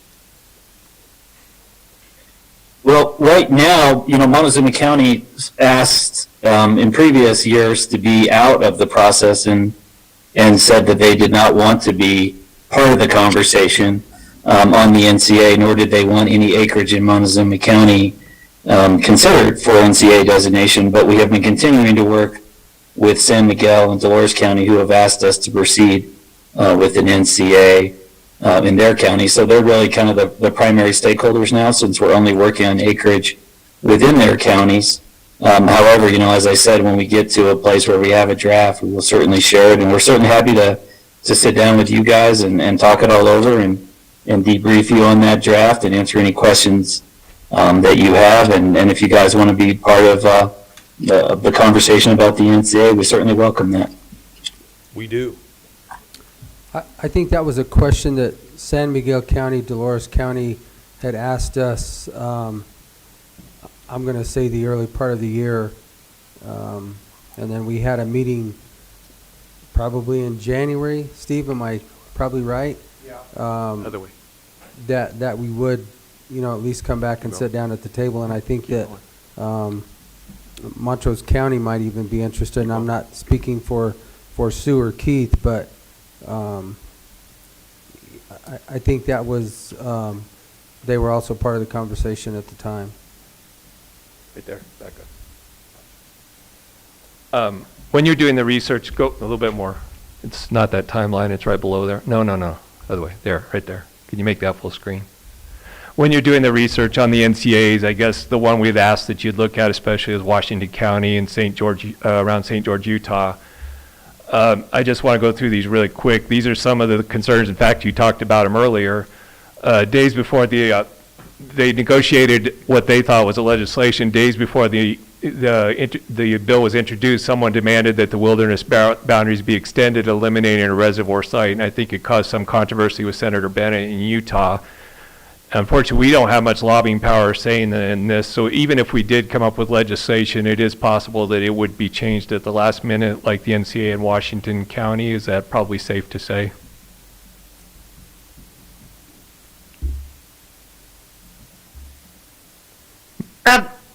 If you're asking the BLM, we don't have a comment on that. That's a legislative process. I cannot comment on that. Okay, we'll skip over that. Again, we're waiting to see if we're party to the NCA draft legislation. They said the BLM draft plan for the Beaver Creek Wash NCA seeks to reduce grazing, limit recreational use, and manage it as wilderness. So again, there was a question of whether grazing would be protected, and they got the impression in Washington County that it actually wasn't protected. In fact, there was several areas that grazing rights were actually restricted, so that may be an area that you want to look and research. On the question of overlaying a wilderness area, 2 weeks after signing the bill, the Southern Utah Wilderness Association reintroduced the Red Rocks Wilderness Bill, and I don't know that it passed, but there is nothing stopping the Congress from passing a wilderness area on top of the NCA. Is that correct? I think these actually, Ed, might be more congressional questions than the BLM. I think where Commissioner Stevenson just basically asked that question, and Devin and I think, John, you both answered that it would probably be highly unlikely, but we should probably set up another meeting for just a congressional people. Well, we can move on to ACECs. That would be under BLM. Under BLM. once the NCA has passed during the resource management process, it was very common under the Obama administration to introduce ACECs. Is it true that BLM can introduce these ACECs in the NCA as part of the resource management plan? And basically, Washington County used the term backdoor wilderness because they added a lot of additional restrictions beyond just the original legislation. Connie J., do you want to start with that one on the ACECs? You know, I guess I'm not aware of this example, so I don't know if I want to speak to it directly. But in terms of ACECs, a lot of those are determined in a management plan, in the management planning process. ACECs themselves, you know, are not necessarily, they're not part of the conservation lands.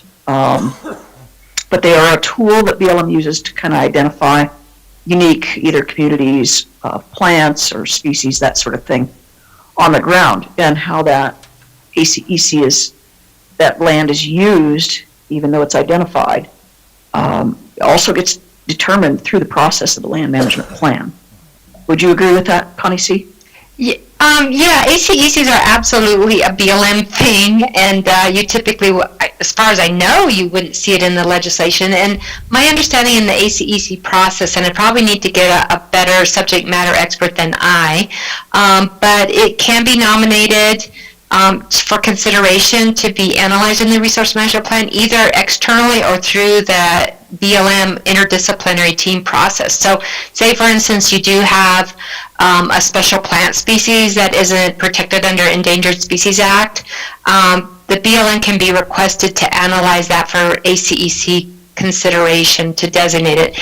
And typically an ACEC is going to have special management direction that protects that livelihood of, let's say, a plant species or what's been identified. So yes, that can happen in a resource management plan process. Well, the situation that would be a concern here is there's 3 species of threatened fish. So is it safe to say that you couldn't, BLM unilaterally through the resource management plan in consultation with the FAC or whatever, could introduce an ACEC to protect any or all 3 of those threatened native fish? And if so, what kind of impact would that have on how the water and the river would be managed? You know what, I'm going to have to do some homework on that because we don't manage the water, we manage the habitat that's the land base that's attached to the water. And so I think that would be a really interesting question. So let me do a little bit of homework on that. And who asked me this question? I'm sorry. This is Ed Millard. I represent Montezuma County on water issues. All right, let me see what we can find out about can an ACEC analyze fish species. I think that's a very interesting question, and Ed, I will get back to you through Montezuma County if that's okay. The 3 species are threatened in all of the Colorado River Basin, but they were the specific, they were some of the most important objects of remarkable value for this NCA. So that's the specific concern. And obviously you're below a reservoir that's in our county, so we have a direct economic interest in the impacts of, for example, putting an ACEC or some kind of protection on those fish. The legislation, as it ended in 2017, it directed the BLM to ensure that those 3 species thrived, and that was a concern, is what exactly does thrive mean, and what can you do besides demand more water to help those species flourish in parts of that river. So unfortunately, you guys probably need to be more familiar with the specifics of this NCA than you are to talk about some of these questions. The last yes, sir. And sir, I just want to let you know that we have not seen the draft legislation. As one of the congressional representatives, I think John Whitney, indicated, they're working on that. But those are some of the questions that the community can ask of the BLM once we see some draft legislation. And I think that one of the things I just want to reemphasize is that if you were to look at an ACEC and there was a water resource value to that, again, even if the BLM were to file on that, it would be very junior to any other water right, because we would go through the Colorado water process on that, the water board and the courts to do that. And then the habitat side of it, is where we really have that authority. Is we manage the habitat. So if there's riparian habitat that would support the species, but CPW is the one that manages the actual critters, or if it's endangered and listed, then Fish and Wildlife Service has a role in that. So it's kind of this multifaceted conversation, and we're happy to jump in that further because it obviously is a concern. And I would encourage you to work with your legislatures folks on that through the counties and with those folks, because that's an important issue to bring forward as a community member. Well, again, our county's not directly involved in this right now, so that's kind of why we have a lot of open questions right now. The last one is, the big concern of Washington County was during the resource management process, the county commissioners felt they were largely excluded from the development of the resource management plan and the alternatives. And they specifically said there was a violation of FLPMA's requirement for coordination and cooperation with local governments. And I guess the question I have, even if Montezuma County doesn't have land in this NCA and is not directly involved in it, we do have an economic interest of what occurs below McPhee, both in water and grazing and probably other areas. Can we be involved in the resource management plan development as a county with economic interest using the coordination process under FLPMA?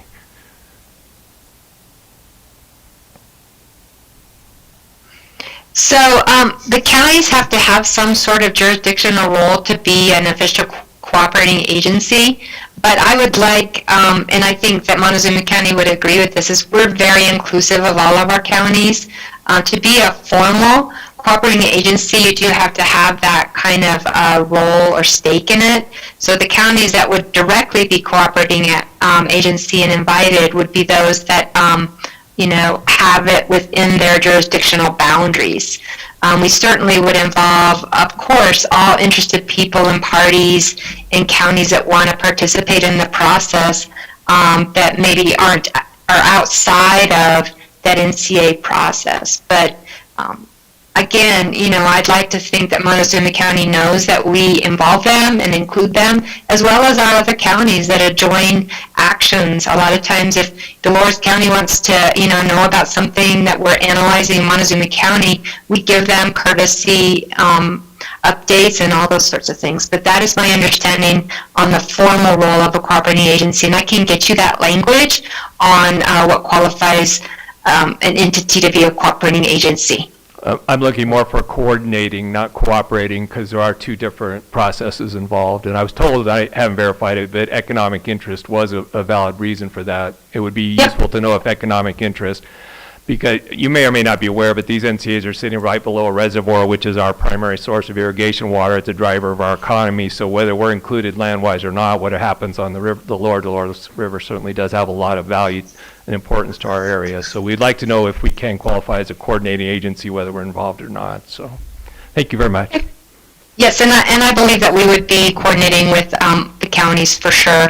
And I live about 2 miles away from near Gwinnett, so I understand exactly the importance of this to Montezuma County. So, or I'd like to think I do. So I am a citizen of the county, and hopefully we'll continue to work very closely with Montezuma County as well as any other counties that are involved in the enabling legislation, as well as interested parties in the general public. I mean, that is why the BLM follows the NEPA process, and to ensure that it's a public participatory process. So rest assured we will be working with the counties.